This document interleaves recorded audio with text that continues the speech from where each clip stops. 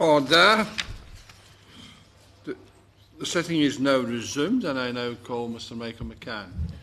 Thank you very much, and it's a pleasure to serve under your chairmanship, Mr Hood, in particular because you're one of the few members of the House who can properly pronounce my constituency name of East Kilbride, Straven and Lesmahago. Just as a step for a hint to any members who wish to refer to the full title during the debate. I'm very pleased to be having this important debate today. But can I say first of all that the motivation for me to secure the debate was the 1st December 2014 Westminster Hall debate, which was procured by my honourable friend, member for Easington, under the subject heading of ending the conflict in Palestine. I reread that Hansard record recently, and what struck me was how much common ground there was between honourable and right honourable members who contributed to the debate that day. I spoke in the debate also and championed my belief that the two-state solution was the only way forward. But it also struck me that that debate could act as a foundation to build upon, and I wanted to try and build upon that foundation today. I recognise there are still significant problems. From my perspective, Mr Hood, the problem that we have in the UK Parliament is that we have far too many members who can't separate the troubled history of this part of the world from the objective of a two-state solution.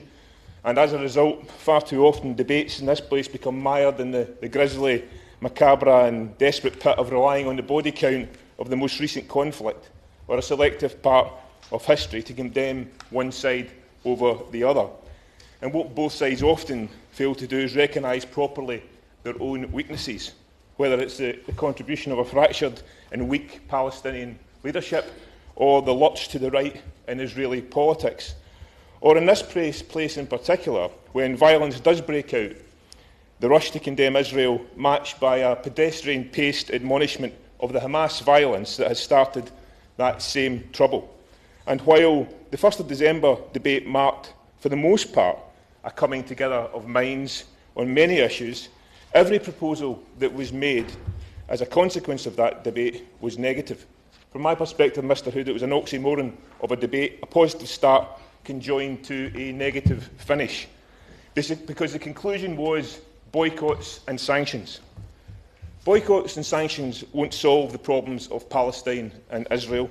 They'll pour diesel on an already blazing fire, create more resentment and create more obstacles to peace. My debate today is designed to create an environment for peace, to recognise the plight of the people of Gaza and identify how we can overcome the barriers that will create a more successful outcome for everyone.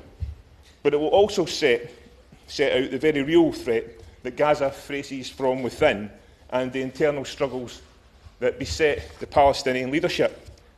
First of all, Mr Hood, can I say in the interest of transparency that I place on record that I am one of the vice-chairs of Labour Friends of Israel. I'm also an unequivocal supporter of a two-state solution for two peoples with Israel safe, secure and recognised within its borders, living alongside a democratic, independent Palestinian state. And colleagues, can I be clear from the outset that last summer's war was a disaster and a tragedy for the people of Gaza and for the people of Israel. And 6 months on from the end of Operation Protective Edge, this debate presents a timely opportunity to discuss ways in which Britain can contribute to halting and stopping the recurring spiral of violence in Gaza. At home and in this House, the war caused both anger and division. But surely we should now be able to unite around one goal, one single objective, to ensure that the death and the destruction and the suffering experienced by both peoples are not repeated. Let me be absolutely clear. The people of Gaza didn't cause or start the war, nor did the people of Israel. The responsibility for it and the destruction which followed rests squarely with Hamas. And it has done so on each of the 3 occasions in the past 6 years when Hamas has launched indiscriminate rocket attacks against Israeli civilians from residential areas of Gaza. The question today is, what can be done to break this vicious cycle of violence? To a backdrop of Hamas's ongoing efforts not to support the people of Gaza, but to continue their war against Israel. And while the Arab nations and international donors have pledged the enormous sum of $5.4 billion for investment in Gaza, not one thin dime, Mr Hood, has been spent because Fatah and Hamas can't agree on payments to Hamas's civil servants, and they can't decide who will control the Rafah crossing. Those are the priorities in those discussions.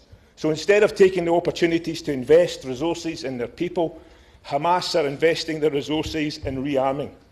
And now, ominously, they have almost regained their full military capability. Let me place on record here, Mr Hood, that Hamas are preparing for further attacks on Israel as this debate takes place. And that leads me to my first positive contribution on the way forward to peace. The international community needs to put an end to the threat posed by Hamas and other terrorist groups by halting rearmament and urgently pursuing disarmament in the Gaza Strip.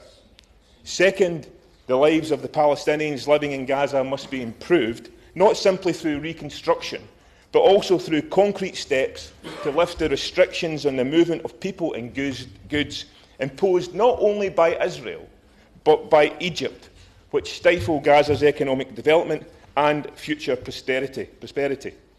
And let me be unequivocal.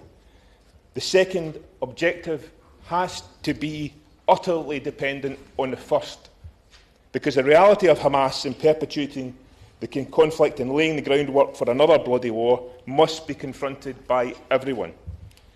In December, Mr Hood, Hamas celebrated its 27th anniversary by burning effigies of Jews, parading trucks carrying long-range rockets through the streets of Gaza. At the celebrations, Hamas's military spokesperson, Abu Obida, publicly thanked Iran and Qatar for supplying the group with arms and support. A month earlier, Iranian leaders had confirmed their good relations with the Islamist group, and having already done so much to hamper the cause of peace between Israel and its neighbours, Iran pledged to redouble its malevolent efforts with these words: "The West Bank will be armed like Gaza," tweeted the Supreme Leader Ayatollah Khamenei. Hamas claims to be concerned about the welfare of the Palestinian people. Many of us have long known that that is a lie, and they are proving it once again. As I mentioned earlier, instead of turning its efforts to rebuilding Gaza, Hamas has rebuilt its depleted arsenal of rockets and mortars. In addition, it is rebuilding its terror tunnels, and it's rebuilding its armed forces by recruiting a new so-called popular army of young men aged between 15 and 21. Last month, 17,000, Mr Hood, teenagers spent their mid-term break at Hamas's military camps being drilled in how to launch attacks through tunnels and how to kidnap and murder Israeli soldiers. That's Hamas's education policy, teaching young people to kill. Hamas, Mr Hood, also like to tax and spend, which is a policy that sometimes can be a subject of debate in the UK. But their tax and spend is slightly different. It taxes the people of Gaza so it can spend its money reconstructing its terrorist infrastructure. For example, on a list that I've recently seen, furniture imported to Gaza at a cost of 1,200 shekels faces an additional tax of 800 shekels. And that's so true of so many other goods that have to be imported into Gaza. Hamas says that Israel and Egypt should lift their blockade, but only 2 weeks ago, Mr Hood, we learned that the Israeli Navy had intercepted a ship travelling from the Sinai to Gaza. On board, liquid fiberglass, one of the many dual-use materials Hamas uses to build its weapons of war. In this case, Mr Hood, booby traps for houses with tunnels running underneath them. The reality of Hamas is clear. It cares not at all for the people of Gaza, and the intentions of Hamas are also clear. It seeks to wage another bloody war against the people of Israel. In the face of that reality and those intentions, there is only one solution, and that is demilitarisation. The international community knows it, and during last summer's conflict, both the EU and the United States of America made it clear that demilitarisation of the Gaza Strip rested at the heart of ending the violence. Moreover, and this is a really, really important point, Mr Hood, the Palestinian Authority supports it.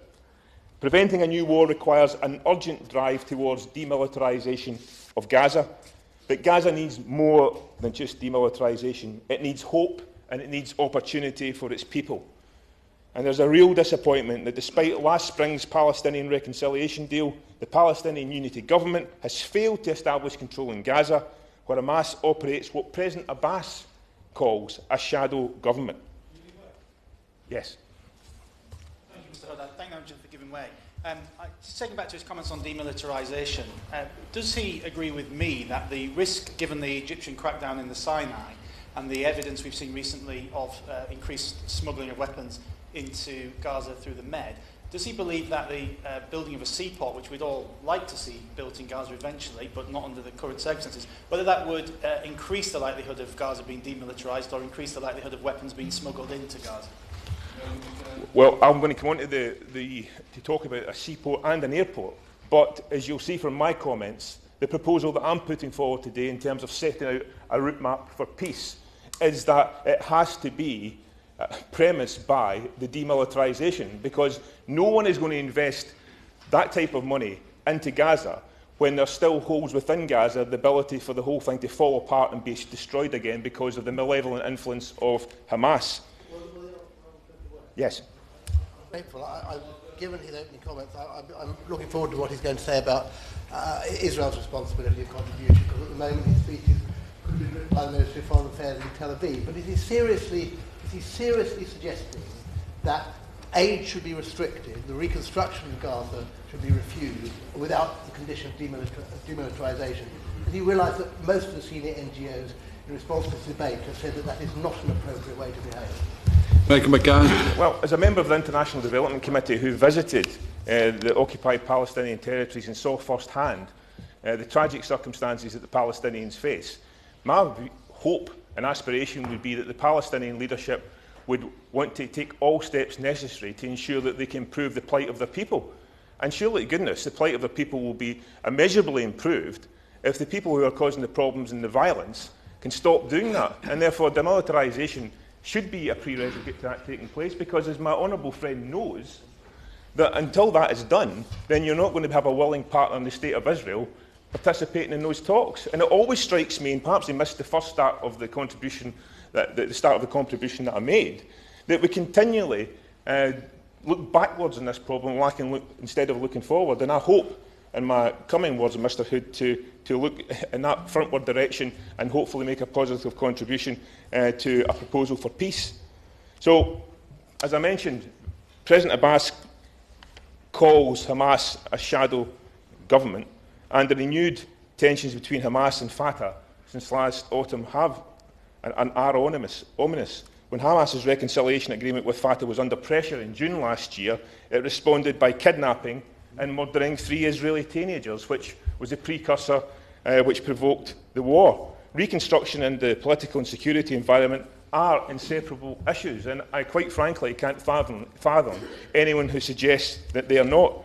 And I have received correspondence from charities and NGOs that work in the area, and I have to say, Mr Chairman, and based on my visit to the area and having witnessed these events firsthand, that I think that they are in turn deluded that investment can be put in without dealing with the military and security issues. The people of Gaza have been the casualties of these failures.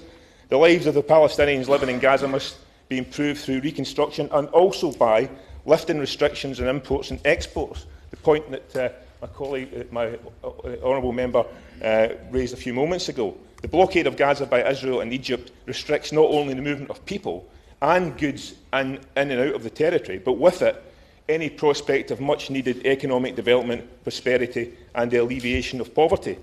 If poverty is the breeding ground of terror, economic prosperity can be a catalyst, can it not, for peace? And while the Palestinian Authority and Hamas argue over salaries and who controls what, it's actually the Israelis that have kept Gaza supplied. So while Hamas has concentrated in guns and bombs, and with access to Egypt completely closed, Israel has allowed 43,000 residents from Gaza to purchase building materials for personal use. It's allowed students to cross the border to study in Israel, and people have been able, contrary to contributions made in the 1st of December debate, to travel to the Al-Aqsa Mosque and visit their families in Israel. Of course, I completely recognise, Mr Hood, that there is a massive journey still to be undertaken. However, in order for Israel and Egypt to open up Gaza crossings further and to allow the maximum amount of material in, they have to be given credible guarantees about their own security, with assurances that Gaza will no longer be used as a base for terrorist activity. And I'll be happy, Mr Hood, to take any interventions from people who are willing to condemn that, make that point as well. And I will give way to my honourable friend from Easington. I'm grateful, because I didn't really want to intervene, but there are a number of issues there that I've got to challenge. I want to do it very quickly. I listened to a Palestinian last night in the room adjacent who was denied access to the Gaza Strip to visit his dying father, whose father was denied the opportunity to be transferred from Gaza to a specialist hospital, perhaps died because of that. But is my honourable friend seriously suggesting that this blockade, which predates Hamas's control of Gaza, is he supporting that as a collective punishment? Surely all of the UN agencies and charities would... Oh, Michael McCann. Thank you, Mr Hood. The answer, and unlike some people who contribute to these debates, I'll give a direct answer. I believe the blockade of Gaza is unsustainable. I think it cannot be continued. But if I was part of the Palestinian leadership, the argument I would be taking forward inside those debates is that we must ensure that there is demilitarisation, that we have security for our own people, as well as the other people who live beside us in the borders, to ensure that we can get the reconstruction, development, and the amount of traffic going in and out of Gaza, which allows people to get the treatment that they are. Now, I'm going to take an intervention at the moment because I'm still finishing with this one. In terms of the tragic circumstances that my honourable member of Easington relays about the individual that was prevented getting medical treatment, I also heard those tragic stories when we were in the occupied Palestinian territories and we were speaking to people. But again, I just find it difficult to understand that honourable members would seek to refute my contention that the way forward is demilitarisation and taking the weapons out of Gaza as a way to making progress in all of these issues.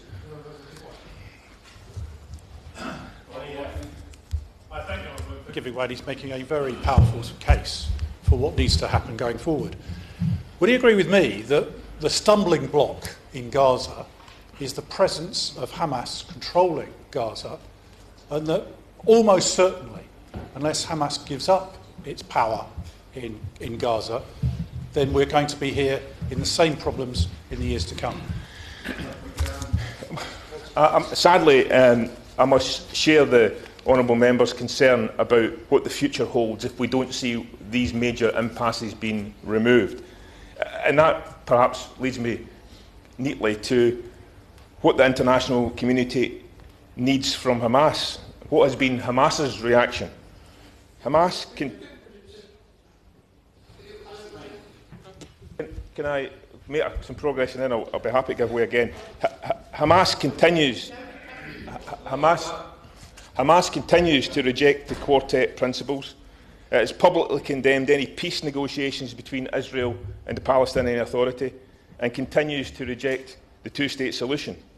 By contrast, the Palestinian Unity Government has committed itself to the Quartet principles and is a legitimate interlocutor in Gaza, both for the international community and for Israel.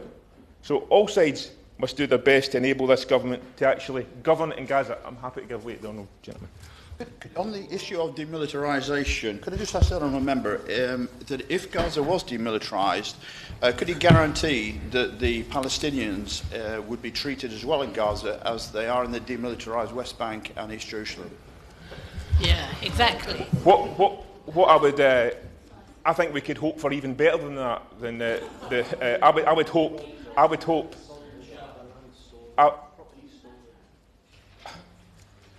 hope, Mr Hood, that what we could hope for in terms of a normalisation process is that the rights of Palestinians to be completely restored and for them to live in freedom and peace alongside their neighbours, the State of Israel, which is words that I very rarely hear said by people who propagate the type of view that he holds. And, well, from someone says nonsense from a sedentary position, but the position is that I am sick and tired of coming to debates in this House and we hear about people dying and we hear about the blood and we hear about the disaster of buildings being destroyed and hospitals being destroyed. I'm sick and tired coming to debates like this. I'm trying to move forward with a positive proposal for peace. So, in terms of Labour, it was a Labour government that was responsible for prescribing Hamas, Mr Hood, its military wing when we were in government, and I commend the government for its work to ensure it remains listed in the European Union. However, I would also urge the Minister, and perhaps he can address this when he makes his contribution, to assess the increasing evidence that Hamas's political and military wings are contrapuntally linked, and they should also be looked at in terms of their contribution to peace or war. Moving forward, Britain can contribute to preventing another war in Gaza, and I've set out the practical steps. First, demilitarisation and initiatives to stop Hamas's rearmament, with additional reassurance that the British government must also pledge that the push to secure a nuclear deal with Iran does not lessen the pressure on it to cease its destabilising policies in the region. Second, Britain can show leadership at the United Nations Security Council by proposing an initiative that would impose sanctions on UN members caught attempting to transfer weapons to Hamas and other militant groups.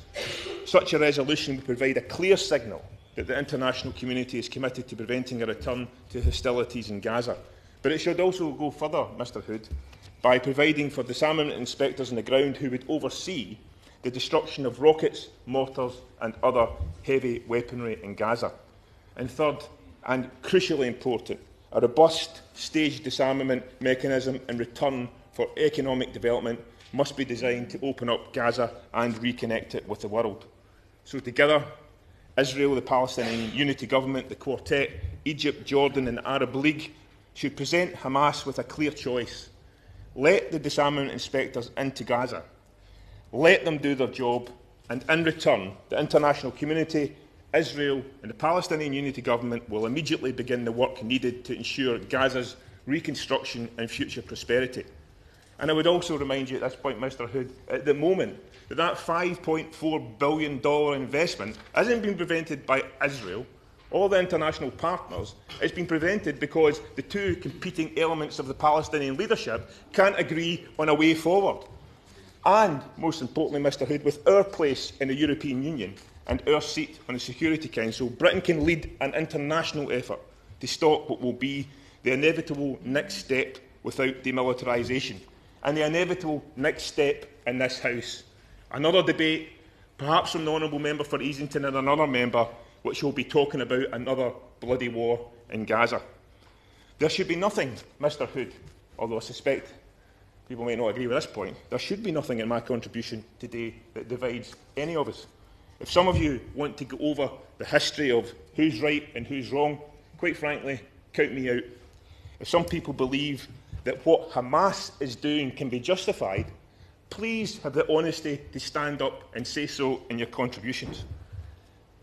However, unlike the solutions, I'm not, because I'm coming to a peroration and I want to make sure that people have the opportunity to make a contribution as well. However, unlike the solutions offered on the 1st of December 2014, when my honourable friend from Easington led the debate, my solutions are positive and realisable. They combine the need for the people of Israel to be secure with the needs of the Palestinians to have the rights that they are entitled to, Mr Hood. And I finish with this challenge for those that will follow in this debate. If your motivation on this issue is driven by a desire to seek a resolution, I welcome it.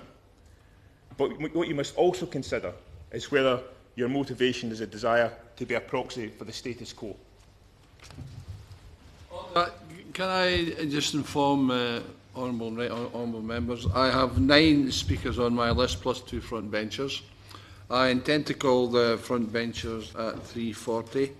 So to allow everybody in, or to try to allow everybody in, I'm going to put a time limit on of 5 minutes. Robert Halfon. Thank you. It's a pleasure to serve under your chairmanship, and I give my full congratulations to the honourable member who introduced the debate, who I have huge admiration for on this issue, and he speaks with incredible wisdom. I want to just focus on 5 myths which hinder the reconstruction of Gaza and through it the peace process in the Middle East. I'll examine first the occupation of the city, the blockade on aid, the border closures and the Israeli military operation, and finally the issue of settlements and how it affects the debate. And it shouldn't be forgotten that the unilateral withdrawal from Gaza, implemented in 2005 by Prime Minister Sharon, was one of the most painful political decisions to have been taken, one that led to the split of his own Likud party and the complete restructuring of the Israeli political landscape. And behind that plan, there was a real impulse to mend Israeli-Palestinian relations. The greenhouses were meant to stimulate the Palestinian economy. And if this had worked, further steps would have involved Israeli withdrawal from much of the West Bank, just as they had taken the courage to withdraw from Gaza. And that's why there mustn't be any doubt, when discussing Gaza's occupation today, that it is not what is described as an Israeli occupation.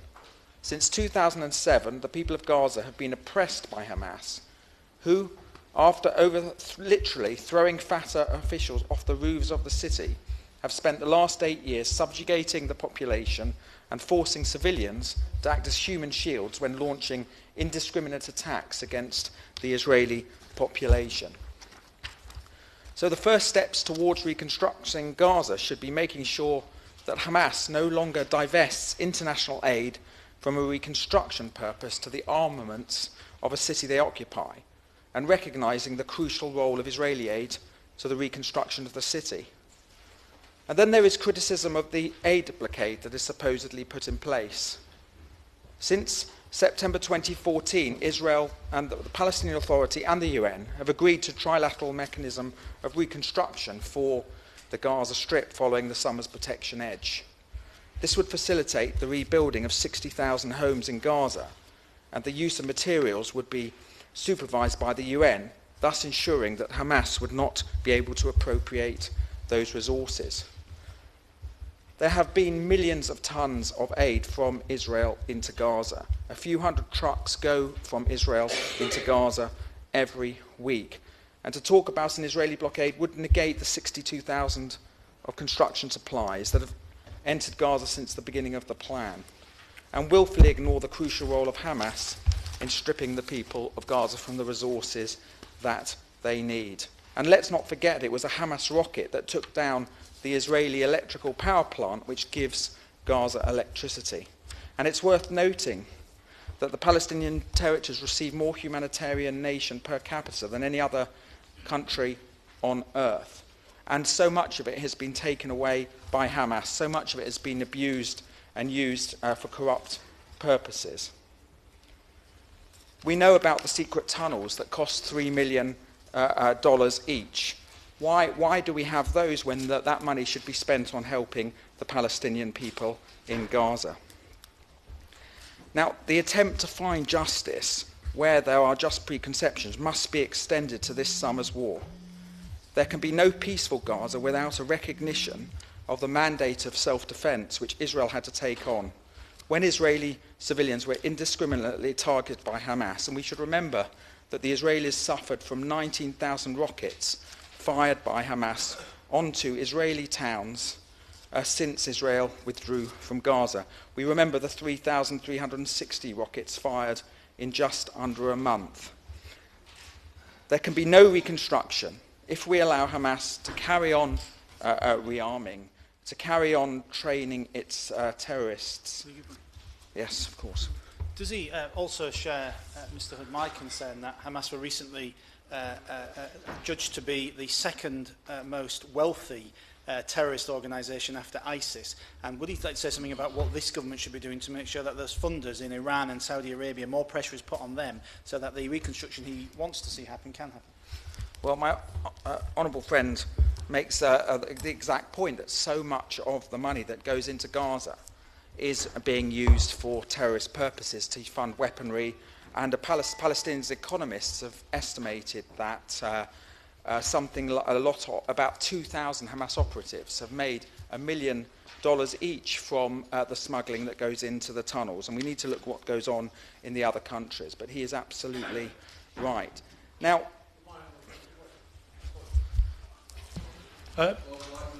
yes, taking my honourable friend's contribution here, does my honourable friend agree that British aid in particular should be tied to proper reconstruction and peaceful means and absolutely guaranteed so that none can be used for military purposes?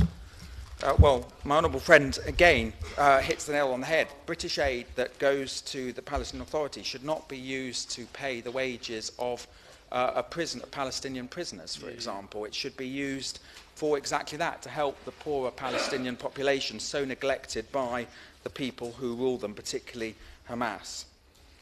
Now, when we look at the situation in Gaza, we need to remember that this is an area that has fallen tragically to a terrorist organisation, one which has the authority but not the will to implement a peace process, whilst the Palestinian Authority, the more moderate Palestinian Authority, have the will but not the authority. I won't, because I've given way twice. Now, we won't get a Palestinian state until we decide which Palestinian state it is going to be.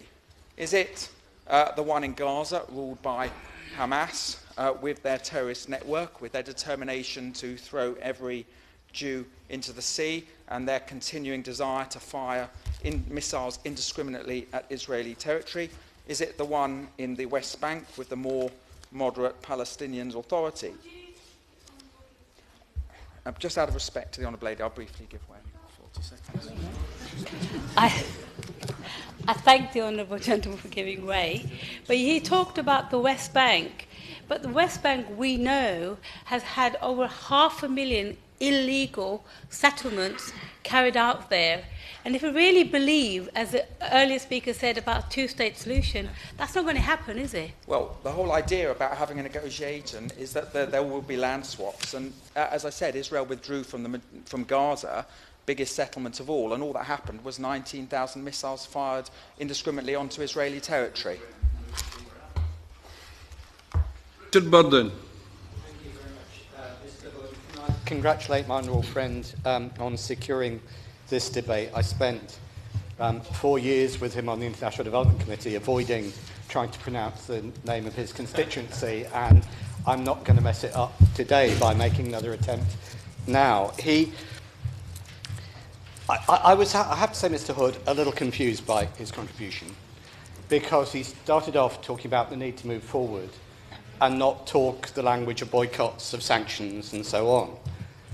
I have to say, I was listening carefully to what he said, as I've read carefully the article he wrote in Left Foot Forward, and it seemed to me that the conclusion he drew was the need for boycotts and for sanctions on Hamas. Now, I share a number of the things he said in terms of Hamas. It's a pretty reprehensible organisation in many ways. But the idea of saying, because there is an organisation in control of Gaza, which not only we disapprove of, but which commits some heinous crimes, and they do, therefore justifies or excuses or puts as something to be dealt with at a later date the situation facing the ordinary people of Gaza, is something that I just can't go along with. And the reason is a moral one, but there's also a legal one. It's called collective punishment. Collective punishment is illegal under international law. Now, and that is what has been happening to Gaza in a very extreme form since 2007, but it's actually been going on from 2005, and actually it was going on before that, before the withdrawal as well. Were it not going on before that, why was there ever a need for an agreement on movement and access in 2005? Now, my honourable friend says it's wrong to count the bodies, and that's true. Often debates do just get stuck at that. But when we look at the horror of what's going on in Gaza, actually some figures do bear repeating. The last big military conflict there, Operation Protective Edge, left 2,205 Gazans killed, 101,483 of them civilians, 521 of them children. Now, the reason I say that is not just to give the statistics, but to pose the question, what if that happened here?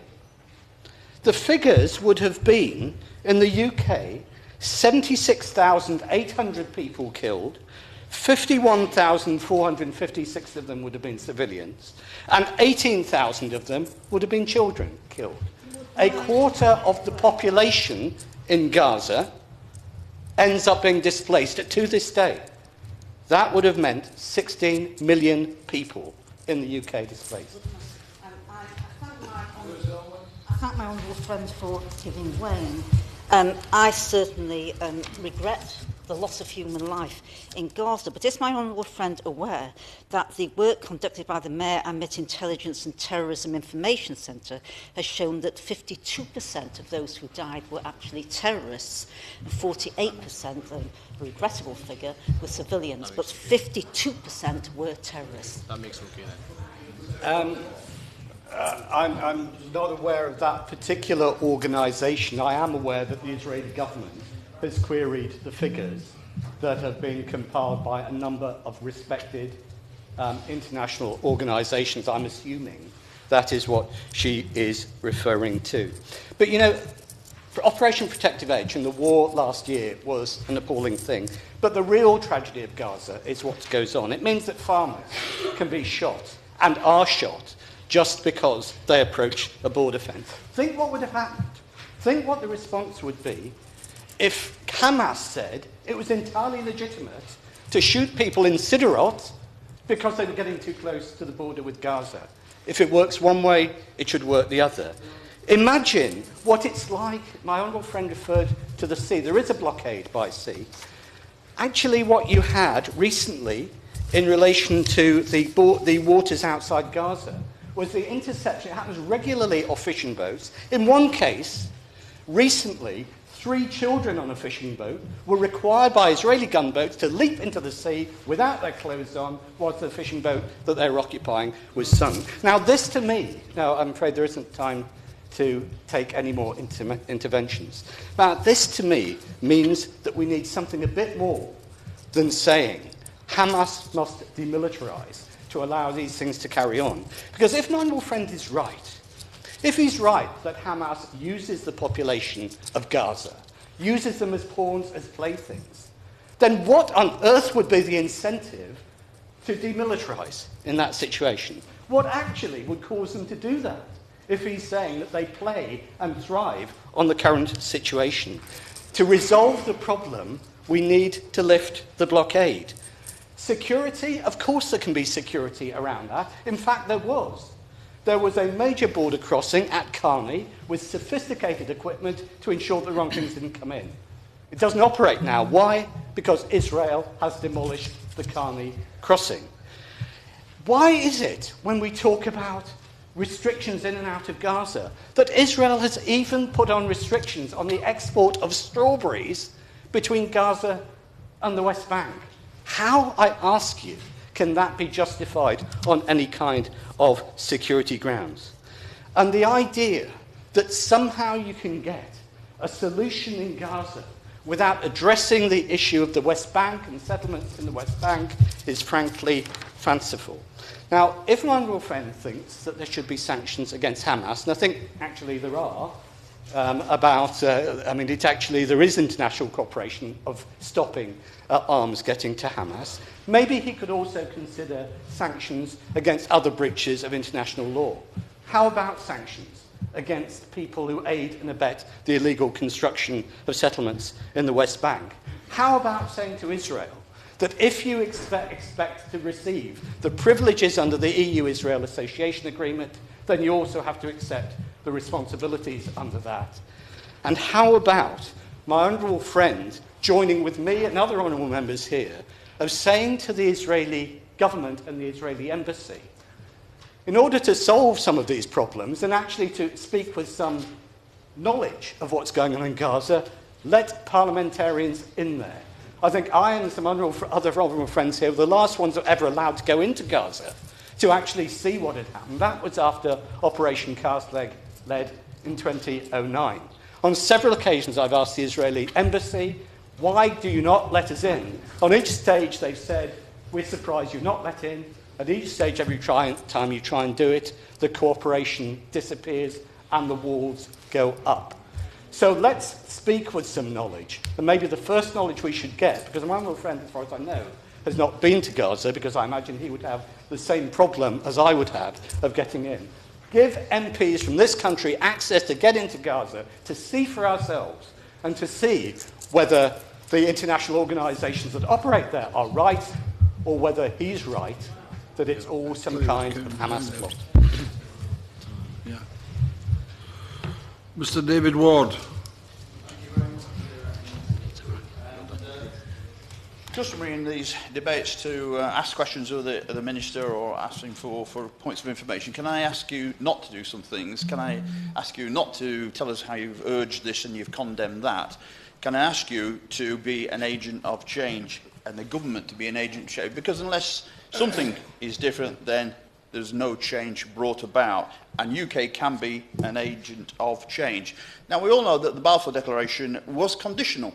We know that. It was clearly anticipated that conflict could arise, and if there was a future home for Israel, then it would be conditional on the protection of the civil and religious rights of existing non-Jewish communities. We all know that, and we know that there has been a clear breach of that contract. Now, what's disappeared from our TV screens is the daily reporting of numerous rockets being fired from Gaza. And it's disappeared, of course, because it's not happening. And it's good news, and this is actually what we all welcome. We all condemn the firing of the rockets, and we're pleased that innocent Israelis can now go about their lives free from fear. We wish that for everyone. But what has also disappeared from our screens is the daily suppression that is taking place in Gaza of the Palestinians. And it's disappeared not because it's not happening, but because largely the world has moved on to other issues. It is still taking place, and I've said so many times, the bombing of Gaza and the absence of that is not the determinant of whether there is peace. Certainly. Very grateful to be the Honourable Member, and I share, as having visited the West Bank with him a couple of years ago, I agree wholeheartedly with the points that he's making. But and taking a point, the UNICEF report that came out last week that shows the systematic and widespread ill treatment of children, Palestinian children, who are detained on a military basis, and that this is still going on. But again, it's been absent from our news reporting. That's the very point, and I assume other members will be referring to some of the living conditions which many of us are aware of, and I leave it to them. But we know that the situation that is being faced in there. But the schools, the hospitals, the water treatment plants and homes are not being bombed at the present time by the Israelis. But can we really call the conditions that exist in Gaza peaceful? Now, no other country would be allowed, no other country in the world would be allowed by the international community to treat anybody else the way that Israel treats the Palestinians. It simply would not be allowed. They would be ostracized and treated as a pariah state. Whether, at the very least, whether it's Myanmar, whether it's Russia, or indeed, of course, South Africa, we would impose sanctions. I have an online petition which, with over 80,000 names on it, calling on the government to be an agent of change and to consider sanctions as a part of bringing about a peaceful resolution to the conflict. Now, the truth is that until we actually engage in an honest debate, we really get down to an honest debate on why Israel is given its special protected status in the world, we will never, ever resolve the conflict. Certainly. Michael. Neil Michael, sorry. Does my honourable friend agree with me that one step which would be very useful would be the signal that we would recognise a Palestinian state? And in doing that, does he agree also that that would mean safety for Israel and improved governance in Gaza? Of course, and the long-term solution, of course, for peace for both sides, is that, and although they're deemed the friends of Israel, those who support Israel, I would argue that they're the enemies of the long-term safety and security of Israel by defending the indefensible actions that they take on a daily basis against the Palestinians. The situation, Mr. Hood, is that what's apparent to anybody who is visiting Gaza is the tremendous contribution that is made from countries around the world to support the Palestinians. I was left wondering, though, I have to ask this question, is how much of what is being contributed from countries all over the world is as a result of genuine support for the suffering of Gazans, or is it really donations by nations with a guilty conscience for its failure to take action against the country that destroyed the very buildings that the donor country was helping yet again to rebuild? And too often I believe that it is an easy way out to say we support the Palestinians by helping to rebuild and reconstruct the damage that would not occur if those countries had the courage to take action against Israel and ensure that the damage was never occurred. This debate, I'm looking at the wording, the title of the debate, this debate is not about our contribution to the important life support machine of international aid to a stricken patient. That is not what this debate is about. Look at the title. It is about our contribution as an agent of change to ensuring that the Palestinians and Israelis can live as neighbours in peace. Unless something changes, things will stay the same. The urging, the condemnation does not work. Something new needs to happen, and I would argue that that is through sanctions. The UK can and should, because of the legacy that I described earlier on, legacy left across the whole of the region, it can and should provide leadership, and the same old responses from a UK minister will not help. It will simply not take us anywhere. It will not bring about a change, and we are no longer waiting for, which are banal responses in anticipation. We do need action from the government to show that it is not only on the side of the Palestinians, but in the long term on the side of those in Israel who are seeking to live in peaceful, side-by-side, neighbourly way with the Palestinians. Damon Maguire. Thank you very much, Mr. Wood. It's a pleasure to speak in this debate, and like others I want to congratulate my honourable friend. For the record, I'm also the Parliamentary Chair of Labour Friends of Israel. I think round this hall today, or this debating chamber today, we all have really good instincts about what we think needs to happen, and that is that we want peace, both for the Palestinian people and for the Israelis. And I think it is a tragedy and a blight on the international community that 6 months after the end of the Gaza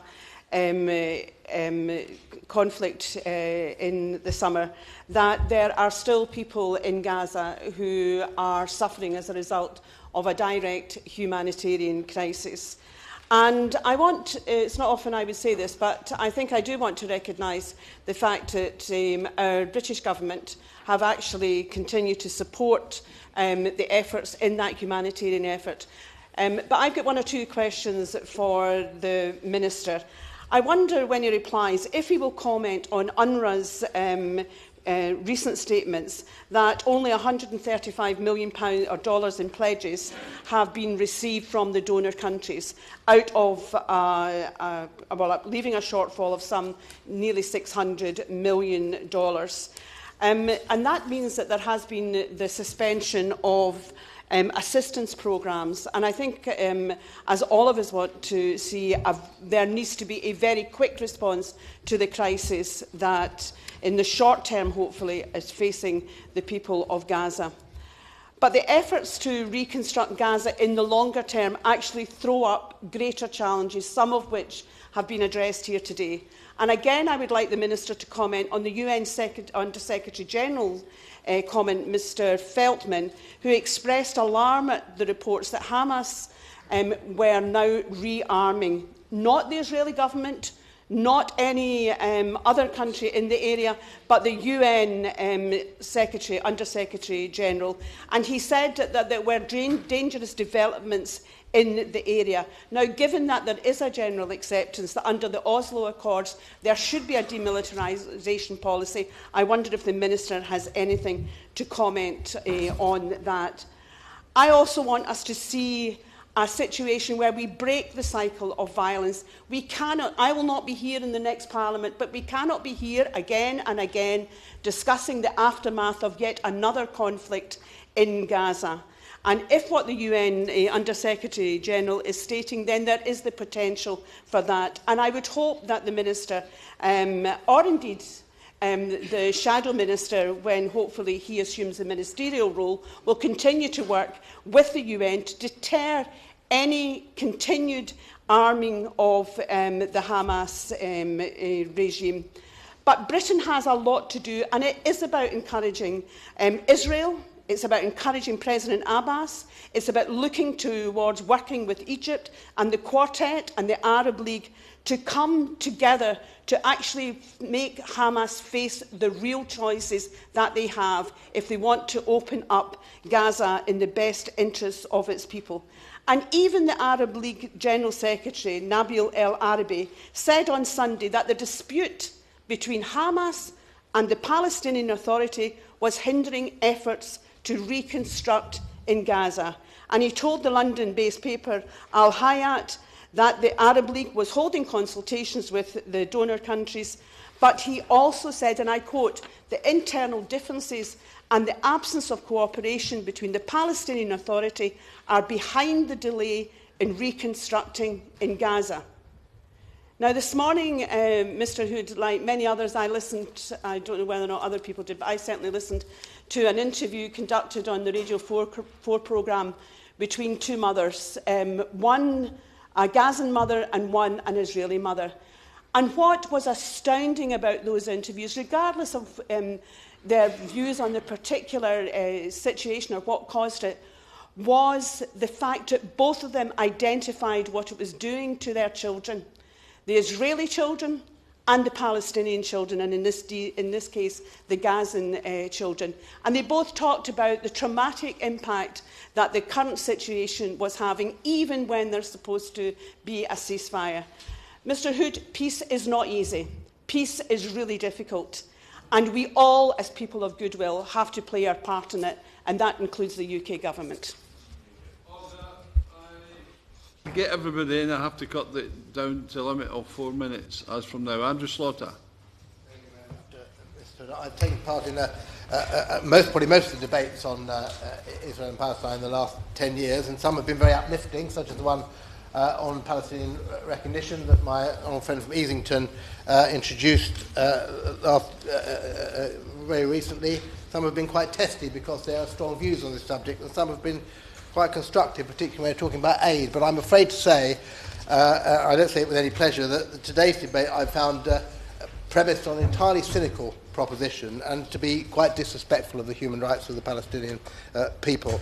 To listen to honourable members on either side to say that Israel has kept Gaza supplied, I think that people must be living in a parallel world. My honourable friend from Easington referred to the delegation from the General Union of Palestinian Students who came, some of whom come from Gaza originally themselves, who come here to acknowledge the contribution that members of this House have made to the recognition of a Palestinian state. But while they were here, told us about their own personal stories, including the story referred to of a young man who couldn't see his dying father because he couldn't get into Gaza, like 30,000 people who are trapped waiting to go in at the moment, and whose father almost certainly died because he could not receive the medical aid that he wished to receive. And that is a very, very common story indeed. And I'm not going to, despite my old friend whose debate this is, encourages to stop talking about the body count.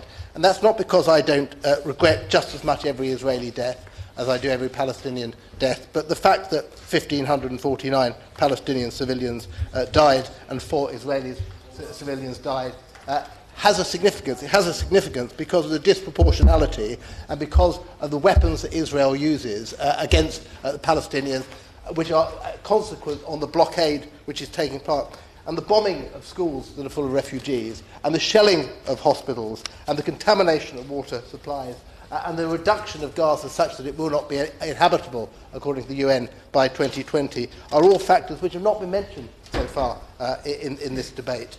And in response to this debate, what the leading NGOs have said is this. What the United Nations Relief and Work Agency says is you can't punish freezing children because of the actions of armed groups. And what Amnesty International says, it's unlawful and the blockade is unlawful and should be lifted immediately and unconditionally. It should not be contingent on any other possible processes, including demilitarisation. And what Oxfam says is humanitarian assistance and reconstruction must be provided on the basis of need and cannot be contingent upon political developments or demands, including the demilitarisation of Palestinian armed groups. And I would ask honourable members who are supporting this proposition to reflect on what those organisations have said. To reflect that Israel has a responsibility, just as Hamas and other organisations have a responsibility, to respect that war crimes are committed by Israel, that collective punishment and blockade of Gaza is a major contributory factor to what we're dealing with here, to the fact that Israeli forces often unprovoked fire on people in the Gaza Strip. The blockade should be lifted now. Under international law, it should be lifted. That can be done, and supplies can go into Gaza with monitoring and verification to make sure that arms do not get in. This is an entirely false premise, Mr. Hood.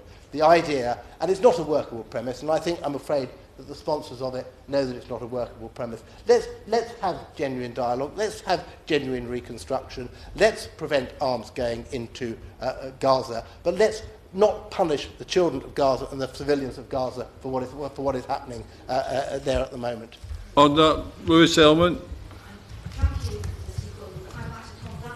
My honourable friend and the member for East Kilbride, Straven and Lesmahagel for securing this very important debate and very timely debate. It is true that the rehabilitation and restoration of Gaza following Hamas's attacks on Israeli civilians last year has been slow, and it is important that the barriers to that rehabilitation are in fact removed. But what is happening now is far away from that, and it is absolutely vital to be alert to Hamas's current activities in preparing to launch a new war. They're doing that by reconstructing the terror tunnels, by rebuilding Hamas's arsenal of rockets and mortars, and indeed trying to beat Israel's defence system, the Iron Dome, and recruiting an army which Hamas describes as being set up for the purpose of, in inverted commas, liberating Palestine. I give way. For giving way. What she says about the rearming by Hamas is incredibly important, and does she not agree that despite this rearming, contrary to what has just been said by the previous speaker, actually hundreds of tons of aid are going from Israel into Gaza every week?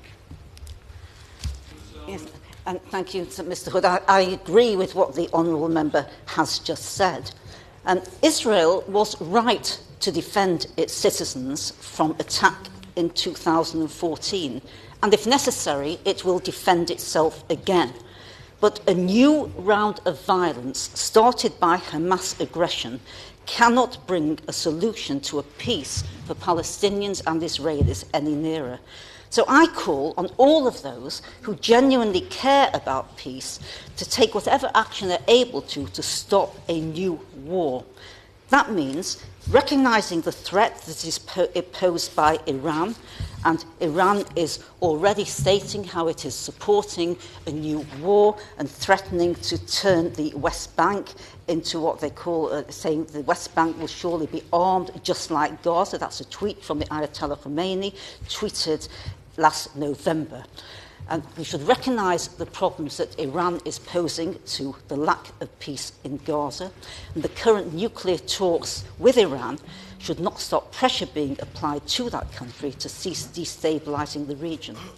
The United Kingdom should urge the UN Security Council to pass a resolution preventing the rearmament of Hamas and starting a process of demilitarisation. Demilitarisation and the rehabilitation of Gaza are not alternatives to reaching a comprehensive agreement between Israelis and Palestinians, but they are an essential step towards it. Hamas aggression started a horrendous war last year with deplorable loss of life. Hamas has now embarked on a new course, preparing for a renewed attacks targeted on Israeli citizens. This will make the prospect of peace even more distant. So to all those who seriously want to secure peace, I say do all that it is possible to stop Hamas rearming, prevent a new war, and work for a peace that brings a new and fulfilled life to Israelis and Palestinians, including the long-suffering people of Gaza.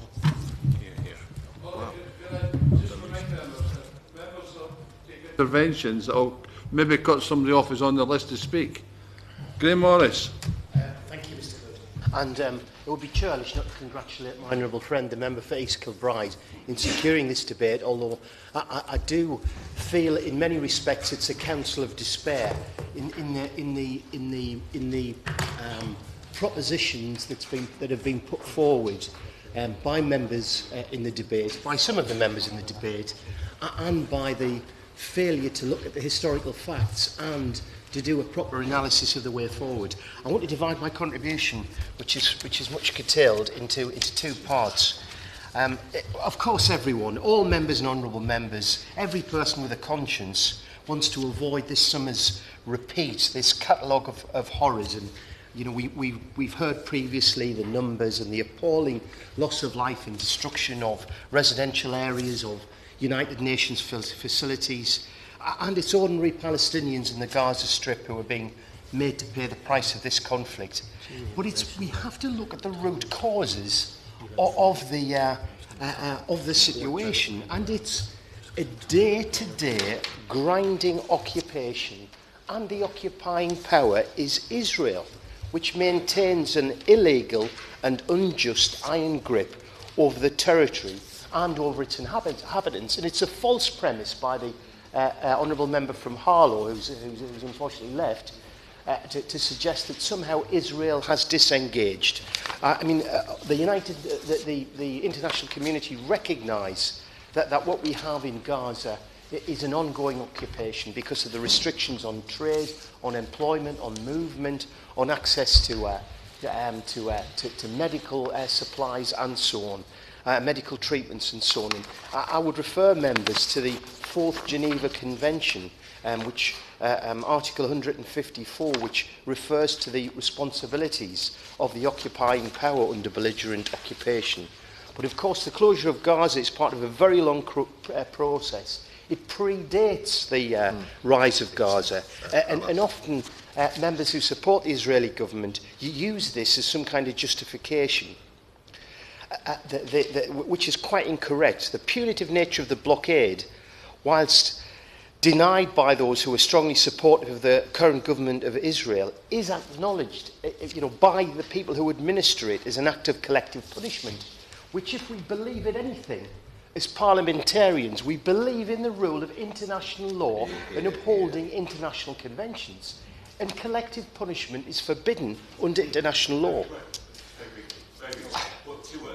Well, I'm under instructions. Would the honourable member hold the same view about Egypt? I think there are some really important lessons to be learned internationally, particularly in relation to Northern Ireland, in relation to the peace process in South Africa. I think there are issues that must be addressed with Egypt, and I don't think Egypt's position is awfully helpful, but I think all the parties, it's a fundamental point, I think all the parties who are interested must come together and actively participate in a meaningful process. I want to come to, because time's really very short, the suggestion that my honourable friend has made that Hamas would voluntarily disarm on the basis that Israel, at this point of disarmament, would end the blockade and its illegal settlement enterprise and allow the establishment of a Palestinian state.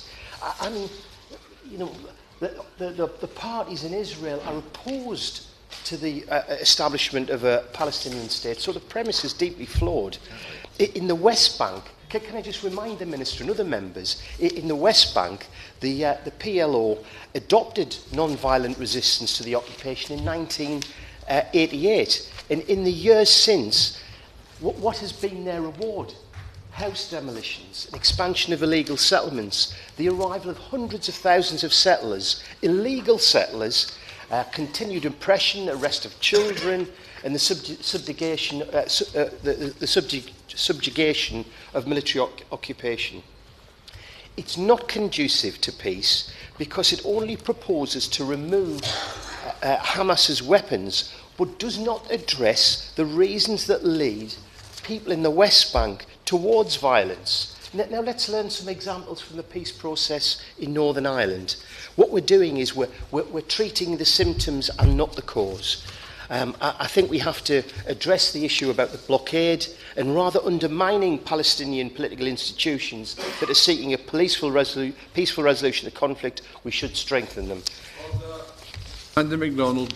Thank you, Mr Hood. Any proposal for ending conflict between Gaza and Israel that doesn't prioritise the upholding of international law and a just settlement between Israel and Palestine is bound for failure. Indeed, it's the failure of the international community to halt the colonial theft of Palestinian land and broker a just peace that's the greatest provocation to further unrest.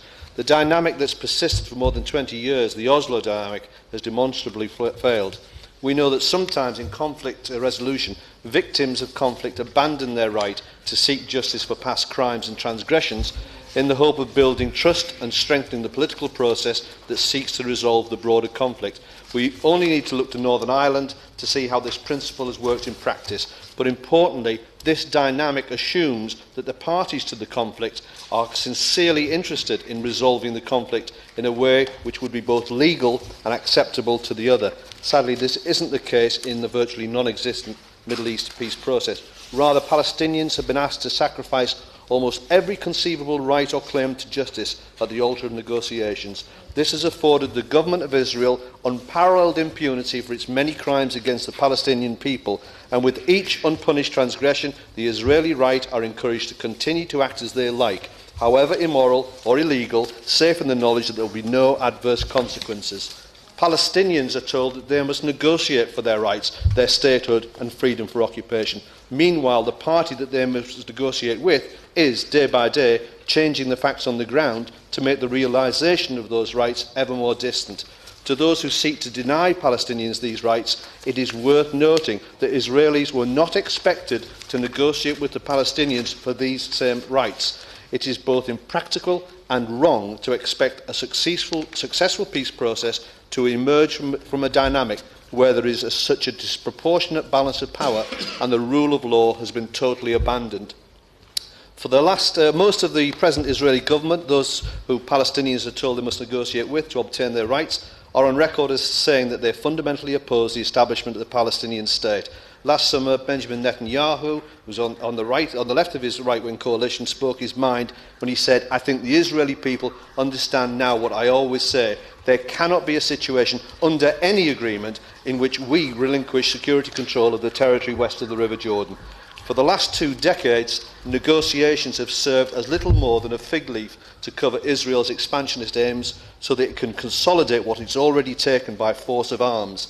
It is clear that if this is to end and space is to be created for a meaningful peace process, the UK must push to make Israel accountable for its breaches of international law.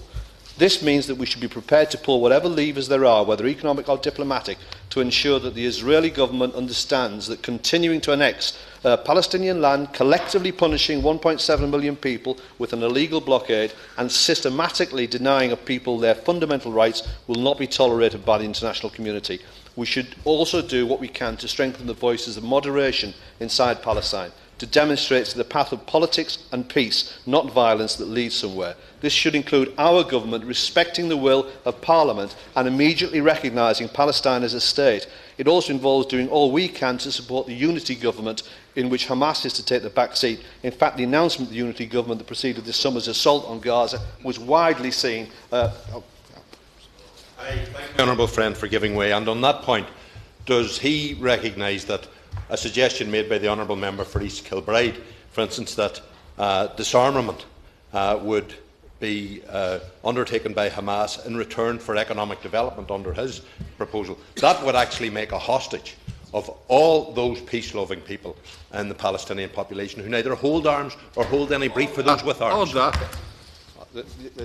honourable friend makes an excellent point.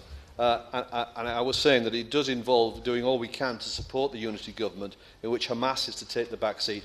And that was a welcome by everybody, save only for Israel. And I'll finish, Mr. Hood, but critically, we should understand that the realisation of Palestinian rights and the success and security of Israel are intertwined. There will never be justice for Palestinians whilst the occupation continues and their rights are denied. And peace and security will be unobtainable for Israel so long as Palestinians live with such injustice. Thank you. Fabian Hamilton, the two front benches have given the honourable gentleman a minute each. Thank you very much. And you've got a minute plus a minute. I appreciate that, and I'd like to thank my honourable friend, the member for East Kilbride, Strathairn and Les Mahego. I hope I've got that right. Mr. Hood, my last visit to Gaza was in March 2009. It was as part of a Foreign Affairs Committee delegation. The visit included opportunities to look at the post-war situation both in Israel and Gaza following Cast-led, but owing to security considerations, only 4 members of the committee were allowed to cross the border. In Gaza, the delegation witnessed firsthand the destruction caused by Operation Cast-led, an Israeli military operation waged to stop the indiscriminate launching of missiles from Gaza against Israeli towns and cities by Hamas. In Israel, we visited towns including Sderot, which had been most greatly affected by the Hamas terror rockets. Rockets which were constructed from the metal pipework sent by Israel to reconstruct the sewage treatment works in Gaza, but instead were cut up into rocket-sized tubes, packed with explosives and rocket fuel, and sent back across the border to Sderot in order to inflict as much civilian damage as possible. In fact, the police station there in Sderot had piles of these spent missiles, with the Hebrew writing still stamped on the cut-up lengths of metal pipe. Sadly, it feels as if little has changed since my last visit to Gaza in 2009. Mr. Hood, in the time that's left, I want to just briefly mention what life under Hamas means for the people of Gaza. And one of the things that we hear most about, I think, is the summary executions with no hint of due process. Hamas publicly executed 25 people in the space of just over 48 hours last August, allegedly for collaborating with Israel. Now, these cannot be explained away as the excesses of war.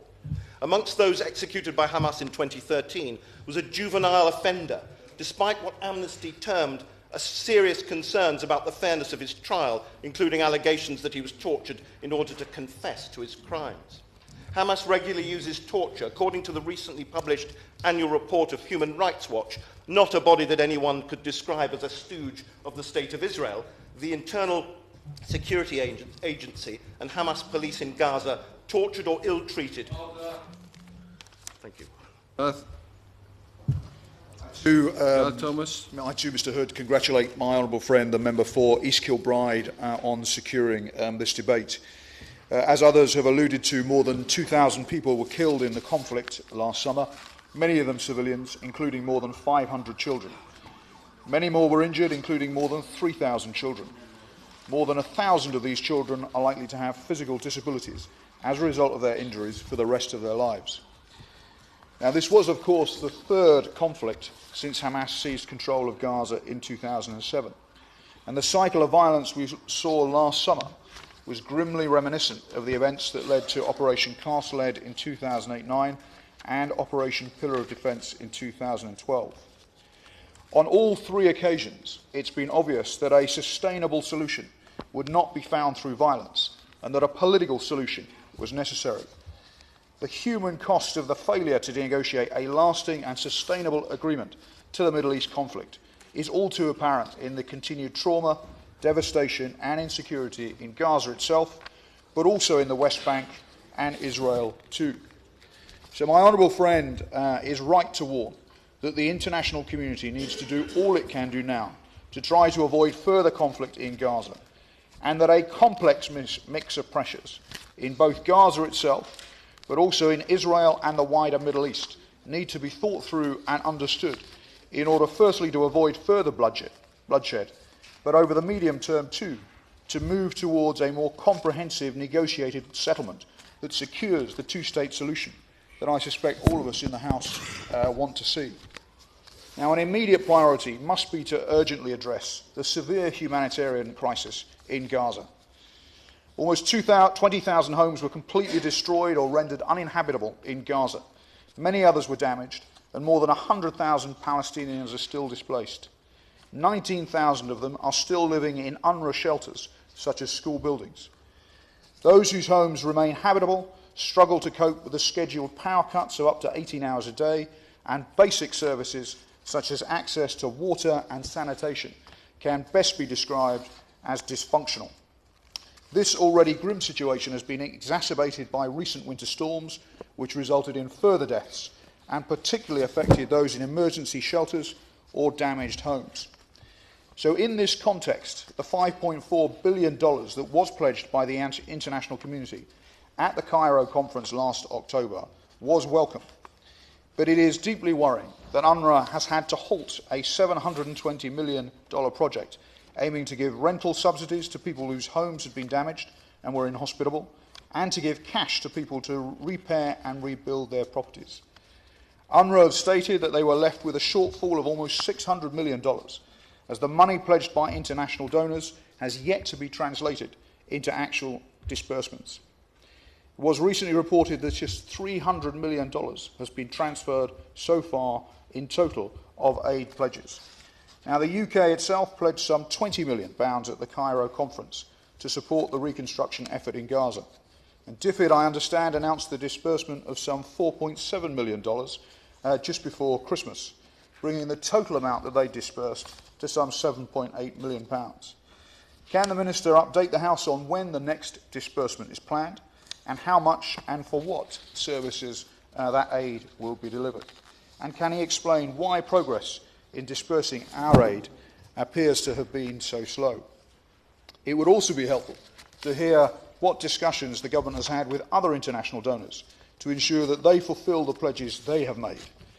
The Minister will know better than the rest of the House which donors have not so far met or begun to come close to meeting their expectations in terms of the delivery of aid. It would be helpful too to hear from the Minister whether he believes a further international effort is needed to facilitate progress. What role, for example, might the EU's new High Representative, or the Quartet, or the Gulf Cooperation Council play in helping to facilitate progress with reconstruction? Now, one of the concerns that's been repeated in this debate already is that donors appear to have become concerned about the failure of the technocratic unity government that was agreed by Hamas and Fatah in April last year to take control of Gaza, where Hamas remains the de facto government. So it would be helpful to hear from the Minister on his assessment of the scale of difficulty that technocratic unity government ambition still faces, and what progress the Arab League and indeed the UN are making on their consultations to get the Palestinian Authority in to govern Gaza. My honourable friends are right that the blockade of Gaza must end, but it must... Well, I apologise to the honourable gentleman, I'm not going to give way because of the time. But that blockade of Gaza must end with the cooperation of Israel. So I asked the Minister what recent action he's taken to press the current government of Israel again on this critical issue. No one wants to see a repeat of last summer, and clearly one crucial element of preventing another conflict must be for the international community to stop Hamas rebuilding an arsenal and rebuilding tunnels, or so that it can't fire thousands of rockets again into Israel. There can be absolutely no justification for the conduct of Hamas and other organisations firing rockets into Israel and seeking to infiltrate civilian areas. So we are unyielding in our condemnation of Hamas, both for the indiscriminate killing of Israeli civilians and for the destructive role it has played when others have tried to secure the two-state solution we all want to see. In the end, we have to help the Palestinians and Israelis get back to the negotiating table. It is the responsibility, surely, of all of us in the international community, the UK certainly, but also countries across the international community, to use the leverage that we have to encourage again the conditions for a peaceful, lasting solution to begin to be negotiated. Such a solution needs to make sure that it involves the peoples of the occupied territories and the peoples of Israel, as well as just their leaders. Progress on violence, on respecting human rights and on illegal settlements will be critical to building the conditions for such negotiations to take place. But I come back finally, Mr. Hood, to the urgency of the situation in Gaza. The humanitarian crisis there demands that the international community steps up its efforts to get construction of homes and access to basic services going again. And I look forward to hearing from the Minister what further progress he thinks that the UK can play in helping to achieve just that. Vice Elwood, Minister. I'm expecting a division at 4 o'clock, Minister. Thank you, Mr. Hood. And could I begin, as others have done, in congratulating the Honourable Member for East Kirkbride on securing this important debate. And could I also thank Honourable Members for the tone and the manner in which we've discussed this very important issue. Could I share with Honourable Members and friends my frustration in only having now 9 minutes or so before the division bell goes in order to answer all the points. I've written pages of notes in order to respond in detail to you, and I feel frustrated that because of the limitations of this debate, and could I ask the powers that be, if they happen to be listening, that we transfer and have a longer debate on a more regular basis, such as the importance of this issue. I will do my best to get through the points. If I don't, please forgive me. I'll do my best to write to honourable members in responding to their points. We certainly have played a key role in support of Gazans. During the summer, the UK was one of the biggest donors in Gaza, providing over more than £17 million in emergency assistance to deliver life-saving food, clean water, shelter and medical assistance to tens of thousands of people affected by the fighting. We also played a vital role in supporting Gaza's reconstruction. The UK pledged over £20 million at the Gaza Reconstruction Conference, which I attended in October, to help kickstart that recovery and get the people of Gaza back on their feet. A quarter of that pledge has already been distributed, and we urge other donors to disperse theirs. And the Honourable Member for the Leader for the Opposition is right to say that there has been problems here, and we do need to make sure that these bottlenecks are sorted out. DFID's long-term programme of support in Gaza is focused on relieving humanitarian impacts of the occupation, supporting the provision of basic services, including health and education, and helping local businesses to grow and provide jobs. I will not give, I'm afraid, I'm not going to give away, I can't. You're taking my time away and I need to answer these questions. Let's have the debate in the chamber, give me half an hour to reply, and I'll be happy to do that. However, we are still deeply concerned about the humanitarian situation which has continued to deteriorate, as honourable members have actually implied today, and that thousands of families still do not have homes to return to. The UK is working closely with international partners to support the work of the Gaza Reconstruction Mechanism, created to facilitate the important vital construction materials and providing £500,000 in support. We continue to stress the Israeli authorities the damage that their restrictions are doing to ordinary Palestinians in Gaza. And we are clear that supporting legal trade for Gazans is firmly in Israel's long-term interests. We are also concerned about the closure of the Rafah crossing between Gaza and Egypt. Indeed, let's open the other crossings. Let's get them, the Rafah crossing as a pedestrian crossing. That needs to be converted into a wider one for vehicles as well. Karim Shalom could be expanded as well. Araz is another one that needs to be widened. We continue to raise these important points, not just with the Israelis, but also with the Egyptian government, who are central in bringing together the parties to get negotiations restarted. We firmly believe that ending the cycle of violence in Gaza is in the interest of all parties. And last summer, Israelis lived in fear of indiscriminate rocket attacks and terrorist attacks. This is clearly not acceptable, and we deplore the terrorist tactics of Hamas. The people of Israel have the right to live without constant fear for their security, just as the people of Gaza have the right to live safely in peace. We are deeply concerned by reports that militant groups within Gaza are rearming and redigging tunnels. This will not deliver the peace to the people of Gaza. Only a durable ceasefire can offer this. and the UK will do all that it can to support efforts towards this goal. Last year, we worked hard with international partners to bring such a ceasefire about, and we urged the partners, and we made clear how close we actually came before things unravelled in April. We urged the parties to resume negotiations to reach a comprehensive agreement that tackles the underlying causes of the conflict. Such an agreement should ensure that Hamas and other militant groups permanently end rocket fire and other attacks against Israel, and the Palestinian Authority resumes control of Gaza, not just a technocratic government, and restores effective and accountable governance, and that Israel lifts its restrictions in order to ease the suffering of ordinary Palestinians and allow the Gazan economy to grow. Specifically, and in response to some of the comments that have been made today, we are lobbying Israel on the transfer of goods from Gaza to the West Bank. We are wanting to see the increase in the fishery zone from 6 miles to the 20 miles, which is as it was in the Oslo Peace Accords. We also would like to see further movement of people out of Gaza, and indeed some of those other crossing points that I mentioned before.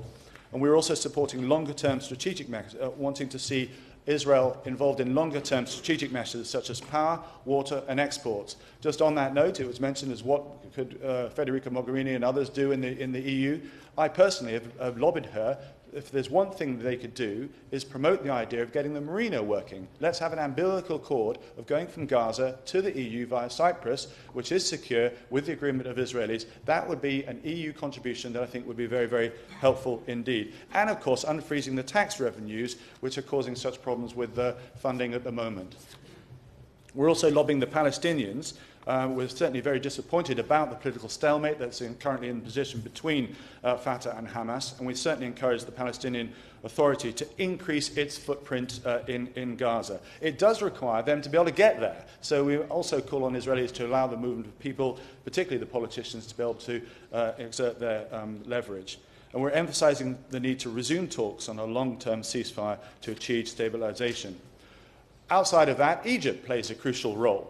And we want to facilitate the context towards reconciliation between Fatah and Hamas. Egypt plays a role. I'm afraid I'm not going to give away, and I hope the honourable gentleman understands why. And then to resume their important role in actually hosting those talks, which took place in Cairo. In response, in the short time that I have left, just in response to some of the points that were made, the honourable member for Birmingham Northfield took a step back and talked about the general plight of what's going on in Gaza. It is a tragedy of what we see in one of the most populated areas of the world, with 57% of the population food insecure and 80% reliant on aid. These numbers, unfortunately, suggest that that's exactly where terrorism can incubate itself when so many people are so poor. And that must be in everybody's interest to make sure that we tackle that. The member for Bradford West talked about these events are no longer on our television screens. He's right to say that, not at the moment, but we don't want to go around this buoy again. We do not want to see another Operation Cast Lead, another Operation Protected Lead. We do not want to see that conflict again. Yet, what isn't happening on our TV screens, but has been illustrated today, is it does seem that those tunnels are being built. It does seem, that the salaries are not being paid, and it does seem that the taxes are not being collected, and it also seems that settlements still are being built. So these are all the ingredients that we've seen in previous occasions that it could be leading us into a very dangerous place. We need to recognise that and work together to prevent us repeating history again. The Honourable Member for Stirling talked about funding, which I think I've touched on. It is important to get those funding streams working. Also, the rearming of a UN report, I think a UN representative talking about the rearming, the dangerous developments that are taking place. I met with Nabil El Arabi, the General Secretary of the Arab League, last week in Washington. Order. I'll give the Minister 2 seconds to finish, or I'll call the division and come back. And I'd like to say so much, but I'm being denied. I hope we can continue this debate, and I thank all the members for their contributions. The division in the House, the committee suspend will reconvene in 15 minutes' time at, say, 4:15.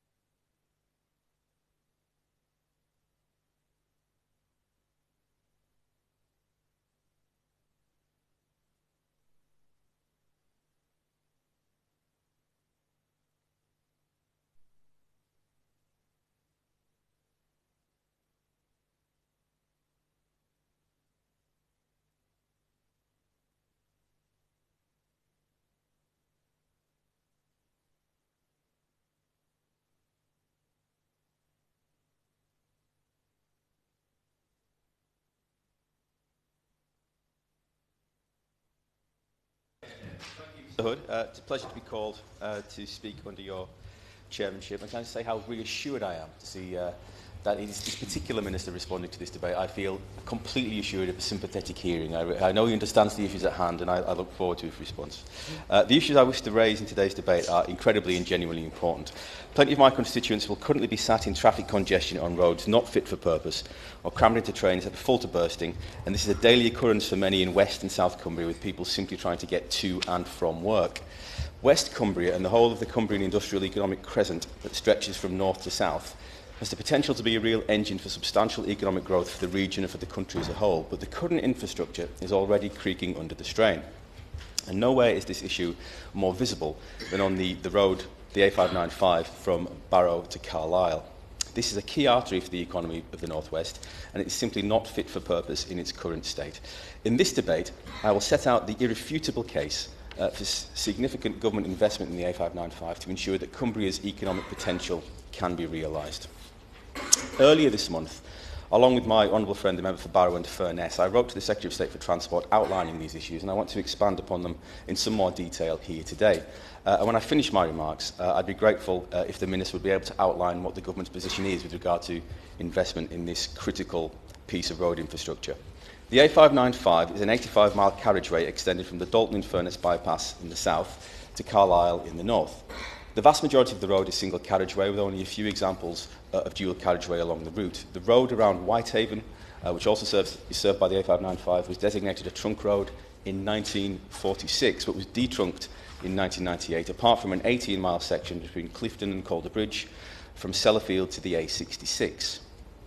The road carries over 10,000 vehicles each day and includes a large number of inevitable, unavoidable work-based trips. It's the main route for people travelling to and from Sellafield, a site of incredible national importance. Shift change twice a day. It's not unusual to see around about 10 miles of tailbacks with people sat in their cars for hours. And the chaos this causes both to emergency services, to schools and more is palpable. It's understandable. It's clearly understandable to everybody here today. The road simply cannot cope with the volume of traffic it currently carries. And this situation will only get worse as our local economic plans accelerate. One section of the road to the south of Whitehaven is ranked as the 10th least reliable road within the North Pennines route, and according to the Highways Agency, 3 sections of the A595 rank within the 100 least reliable roads in the whole country. The A595 also sees a high number of collisions. The route is within the top 5th of routes with the highest injury collision rates. And given the rurality of the region, with pockets of urban populations linked by the A595, many people rely on using the road, but it just isn't fit for purpose.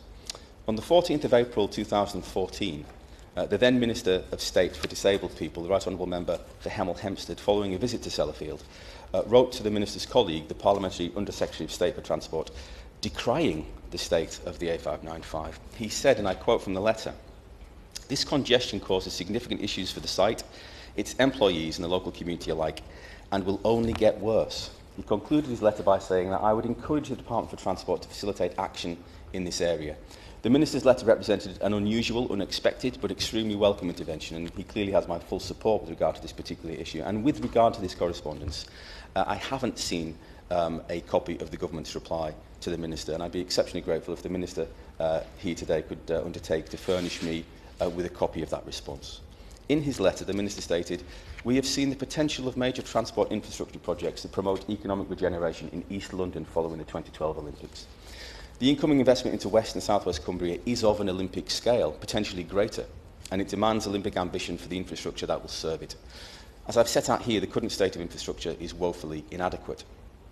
In a technical annex to the Highways Agency report, it's estimated that by 2031 there is to be substantial anticipated growth in the area. In Allerdale, Barrow and Furness and Copeland combined, there will be 14,000 new jobs created, with an additional 12,000 new homes created as a result. Local economic development agencies, such as Britain's Energy Coast, estimate many more thousand jobs in excess of these 14,000 being created. But in any event, this will see an influx of tens of thousands of new workers and the associated increase in vehicle trips and strain upon the road network. The increased industrial activity will see more freight on the roads, and without improvements, the network will grind to a halt. In the Highways Agency's North Pennines Route Strategy Evidence Report, it stated that, again, quote, Certain specific developments provide specific operational challenges. For example, on the A595 in Copeland, my constituency, traffic associated with operations at Sellafield, which directly employs around 10,000 people, causes significant congestion outside the normal morning and evening peak periods. The lack of alternative routes and viable alternative travel options, such as local bus and rail services, combine to result in rapid build-up of congestions when incidents occur. It also states, the A595 and A590 in Cumbria are likely to be the major focus for economic development on the route, with the expansion of activities related to energy generation along the energy coast, including the construction of a new nuclear power station at Moorside. And I would expect my honourable friend from Barrow and Furness to talk about the huge developments which he's helped to secure in his constituency too, with regard to the stress on the roads. But, of course, you can. To the honourable gentleman for giving way, and I fully support his arguments that he's putting forward. I think Cumbria desperately needs some real infrastructure spending internally. We've got good communications going out, but within. But would you also agree the 595 going up to Carlisle is equally as important for the development of Carlisle? And not just for economic development, but you could also argue for the health economy as well, if there was better connectivity between the east and the west. Thank the honourable member for that intervention. I think absolutely this is in the best interest of Carlisle to develop the A595, and I think if you consider the fact that for many, many years now we've all worked on a cross-party basis to try and get the airport developed there. It needs to be served by a good road infrastructure, otherwise the benefit of that will be not what it ought to be. On health services, I'll come on to those in due course. In reality, more than 10,000 people work on the Sellafield site, and it will soon be one of the biggest construction sites in Europe as decommissioning progresses, whether or not new missions are secured. The report goes on to say, without any interventions, planned development is likely to result in further deterioration in network performance. The case for investment to upgrade the A595 is overwhelming. It's undeniably in the national interest, and the government should clearly recognise this fact and act accordingly. In less than a fortnight, a petition arranged by myself and my honourable friend calling for investment has gathered well over 1,000 signatures, with more people adding their support on a daily basis. A few testimonies from the many people who have signed the petition shows just how much of an impact the A595 has on their daily lives. One person said, I quote, I'm the manager of a health centre and cannot get to work by any other road. When it blocks, we cannot get essential staff to work. When this happens, our patients are affected. Another added, every day my travel to work of 17 miles exceeds 1 hour, 10 minutes. I'd like to see people in London put up with that kind of delay. Another simply added, something needs to be done. My constituents rightly demand that the government takes a lead on this. It's infrastructure, as I've repeatedly said, of national importance. The economic case is indisputable. West Cumbria can be a world leader when it comes to the creation of skilled jobs. We're already hugely significant in this regard, Mr Hood. Inward investment from around the world happening imminently means that this position as a global centre of excellence will not only be maintained, but enhanced. And our vision is to become a global centre of nuclear excellence, and through that, to then diversify and grow the economy further through spin-outs. But the only way we can realise this potential is to have the infrastructure in place to support this growth and to make it stick. This is a clear example of where a return on investment would greatly outweigh any initial costs and would improve the lives of many thousands of people. And so far, I've spoken mainly about the economic benefits of new investment in the 595 and the economic cost of inaction, but there would be wider ramifications caused by a failure to invest as well, not least in regard to healthcare, as your honourable member pointed out earlier. There is great strain on ambulance services in the region at present, but North Cumbria University Hospital Trust envisages more patient transfers in the coming years. The journey time between the West Cumberland Hospital in Whitehaven and the Cumberland Infirmary is already upwards of 2 hours, bed to bed, and as congestion worsens, this travel time is set to deteriorate further. And without investment in the A595, there will be serious ramifications for the health of my constituents, and that is unacceptable. It is also a key reason as to why patient services should not be stripped out further from the West Cumberland Hospital, and this isn't the place within which to air these issues. But let me be absolutely clear. There must be no further erosion of services at the West Cumberland Hospital, and no more unjustifiable transfers of services from Whitehaven to Carlisle. Not even the best road in the world would be capable of shortening the 42-mile distance between the two hospital sites.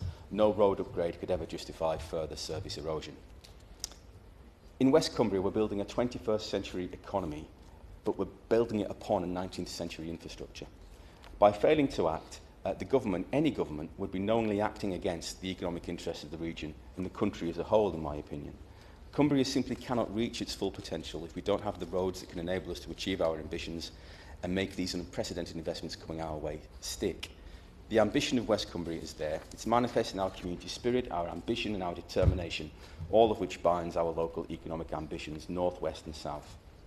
So will the Minister commit today to undertaking a feasibility study into what improvements will be necessary to cope with the future economic developments in the area and future demands upon the road network?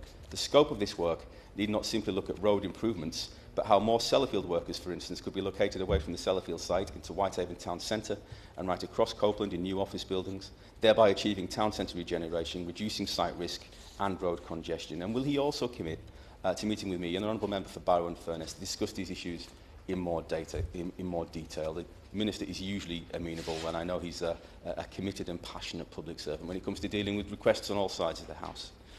In West and South West Cumbria, we're about to receive the single largest private sector investment we have ever seen. It has been hard-won over many years, and it hasn't happened by accident. These investments are of a once-in-a-generation type, and every single opportunity must be seized. Mr Hood, West Cumbria's best days are ahead of us, but we can only reach our true potential if significant improvements are made to the A595. These aren't tiresome partisan issues, but issues of national strategic importance. Will the Minister back our drive for growth? I thought... Oh, well, if the honourable members had permission... Absolutely, absolutely. We sort of... Fault's mine, Mr Hood. I'd given that permission a long time ago. It's just been brought to my attention. John. Thank you so much for your forbearance, Mr Hood.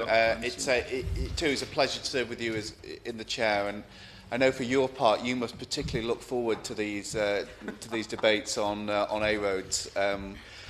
Can I congratulate my honourable friend for securing this debate and for leading the campaign on the A595 with such energy? And this is an urgent issue, Mr Hood. My honourable friend has put the case so well, but if in just a couple of minutes I can add a few brief points. There are nearly, at the moment, 400 people every day who travel up from my constituency up to Sellafield.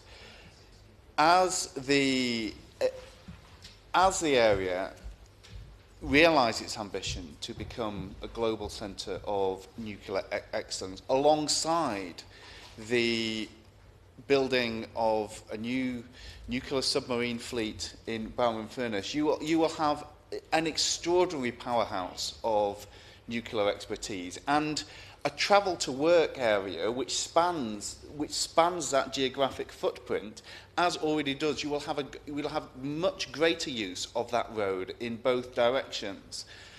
And yet parts of this A road are barely worth calling a road. There's an infamous bit in my constituency which is literally a farmyard. If I would urge the Minister, if he has time, to see the videos that intrepid safety campaigners in the Kirby area have made, which is an almost daily occurrence whenever you go along this stretch, and seeing the huge juggernauts coming towards you with simply at points no way round. We've seen 18 deaths and 550 injuries on this road in these last 5 years, but there has been no upgrade in spending. This is vitally needed now. We of course need better public transport, and we need an overall transport infrastructure investment which matches the scale and ambition of the growth and the amount of value that this is going to add to the UK economy, not simply our area. And so I want much better engagement from the train companies and from the government for park and ride schemes going up to Sellafield and the new Moorfield sites in Askham or Broughton. But it cannot become at the expense of what is just so clearly needed investment. That we are not asking for all of the money up front right now. All we've asked for in writing, and now if you can confirm this, is to pay for the feasibility study. If it's his view that actually this should be a bridge across the Duddon, well, say that now. But we need an option in this, and it needs to be properly looked at. So we need the money for the study. Mr. John Hayes. Thank you so much, Mr. Hood. It's a great pleasure to be able to respond to this debate, and I congratulate the honourable gentleman for securing it. I worked with him when I was the Minister for Energy, particularly on nuclear issues, given his both commitment and expertise in that area. And of course, that is not irrelevant to this debate, as he made clear in his own contribution. The growing demand that comes from the investment in Sellafield will undoubtedly have an effect on the volume and character of traffic. And it's important that the infrastructure investment in nuclear power is matched by an infrastructure investment of other kinds to make that economic regeneration as meaningful as it can be.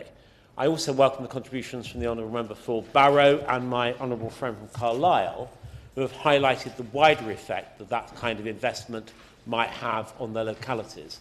Now, there are those who might have expected me, given that we are speaking about a part of the country which boasts our splendid Lake District, to quote from one of the Lake poets. But I'm not a predictable minister. The only thing predictable about me is that I will quote a poet, and it's not going to be a Lake poet. It's going to be W.B. Yeats. Because when I think of the Lake District, I think of Yeats, and I think of the Lake Isle of Innisfree. When he said, I will find some peace there, and peace comes dropping slow, dropping from the veil of morning to where the cricket sings. Midnight there's a glimmer, and noon's a purple glow, and evening's full of the linnet's wings. And as the honourable gentleman spoke, I thought of that glorious part of the country. But because it is glorious, it obviously attracts a considerable volume of traffic, not just from the locality and not just for the economic reasons he's described, but also because many people choose to go there for all kinds of other reasons, rather as I have during my life to enjoy the scenic beauty of that part of our country. Now, this industrial heritage, this glorious landscape, is also a vibrant and dynamic place, as the honourable gentleman made clear, and I've mentioned Sellafield. It is a modern powerhouse and deserves to be treated as such. As he indicated, we are planning to build 3 new reactors at Moorside near Sellafield, which will create, as he also said, very large numbers, something more than 20,000 jobs. That will have a big effect, particularly when one adds the 10,000 jobs to the reprocessing site. And just to point out, given that I had a job in government before my job as Minister for Energy, that there are going to be 121 apprenticeships, and of course I was the apprenticeship minister in the early part of this Parliament, and I'm delighted to be able to celebrate that fact. There's also been extensive interest in companies in mining the extensive coal deposits that still lie under the Irish Sea. These are welcome developments, and the road investment strategy, which we have set out, the most ambitious road building programme since the 1970s, the first time the government has committed long-term funding to such a strategy, is important for this part of the country. We'll invest £15.2 billion, Mr Hood, over 100 major schemes to enhance, renew and transform the network between now and 2020. This will take 69 new road schemes into construction over the next 6 years, as well as completing existing projects and delivering on previous commitment. All of this infrastructure will support the economic growth of the kind that I've briefly amplified, and that the Honourable Gentleman, all of the Honourable Gentlemen spoke actually, drew this House's attention to. But it's really important that the work we're doing, the investment we're making, the plans that we're devising and delivering in those principal arterial routes are supported, as the Honourable said in his speech, by route strategies.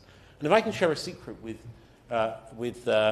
all those here today, Mr Hood, not a secret, I think, to you, who chaired so ably the committee on the infrastructure bill, I insisted that the bill was amended to take account on its face of the significance of route strategies. Because it seemed to me, as I considered this and discussed it with shadow ministers, that unless we got the strategy right for those roads which feed the main arterial routes, that we wouldn't succeed in providing the extra capacity necessary to benefit areas like the Honourable Gentleman's, and, by the way, my own, and those of many other members of this House. And the Honourable Gentleman rightly said that what we now need to do, working with all agencies, of course that includes Cumbria County Council or the local highways authority, is to ensure that decisions that are made are consistent and coherent between all authorities.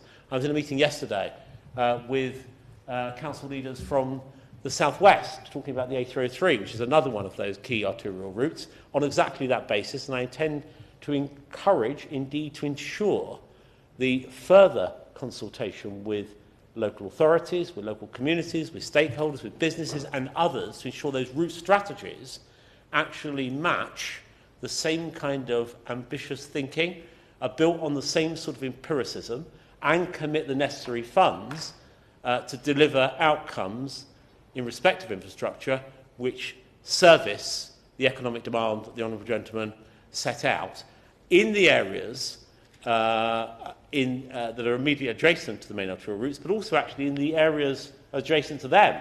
The point made by the two other Honourable Gentlemen that contributed to this debate. Now, he will know, and you will know too, Mr Hood, that in fact the documents which he referred, the North Pennines Route Strategy, help to inform our road investment strategy, our macro document, if you like, which underpins that, the plans that I've outlined. And I will ensure that this document will indeed be used as a basis for future decisions on investment.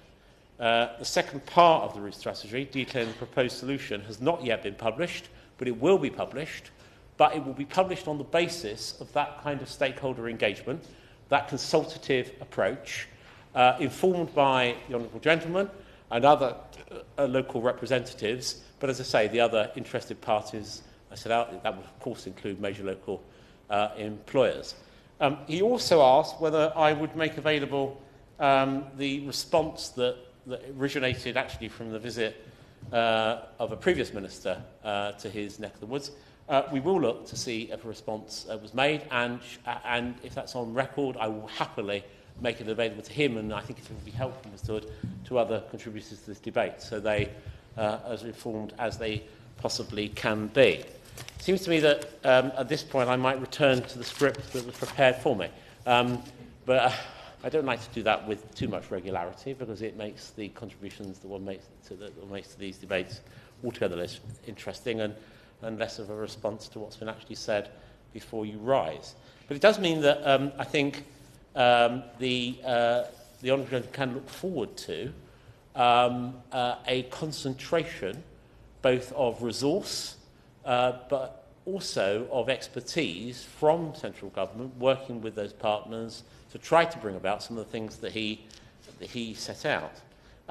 He will know that Cumbria County Council has received £13.7 million for integrated transport improvements over the last 4 years, and £109 million for highways maintenance. I accept, picking up the point that made by the Honourable Gentleman Barrow, that maintenance is not the principal concern in respect of the road of which he was speaking, but clearly is a concern. And until we get to the point where we can make major new investment, it's important that we make good those highways that people use on a day-to-day basis. We certainly wouldn't want to delay the necessary maintenance and repair work just because we intend to do still more. Over the next 6 years, Cumbria County Council is set to receive £13 million for integrated transport improvements and over £141 million for highways maintenance. Again, this money is not ring-fenced. The council are free to spend as they wish.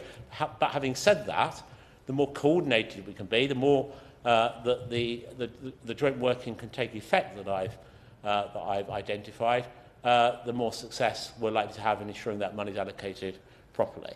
I could speak finally, if I may say so, Mr Hood, about the need to integrate with rail too, because I know that's a pressing concern in the locality, and I know it wasn't the basis of the Honourable Gentleman's speech, but it is something he's raised previously. I pay tribute once again for bringing this to attention.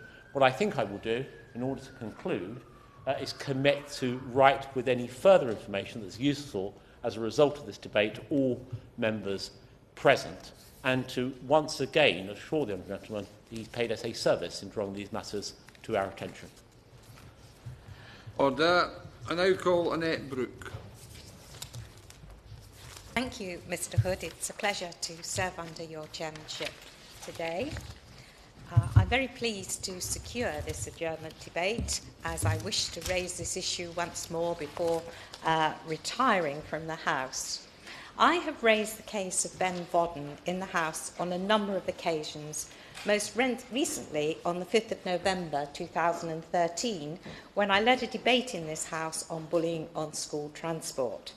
I shared with the House the story of 11-year-old Ben, a young student who in 2006, after being persistently bullied on a dedicated school bus in Sussex, took his own life.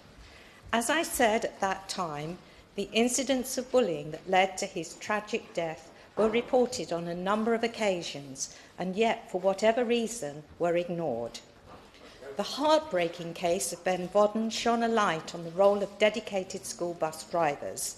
The driver of Ben's bus did not only fail to intervene, he was also complicit in the persistent bullying that took place on that bus.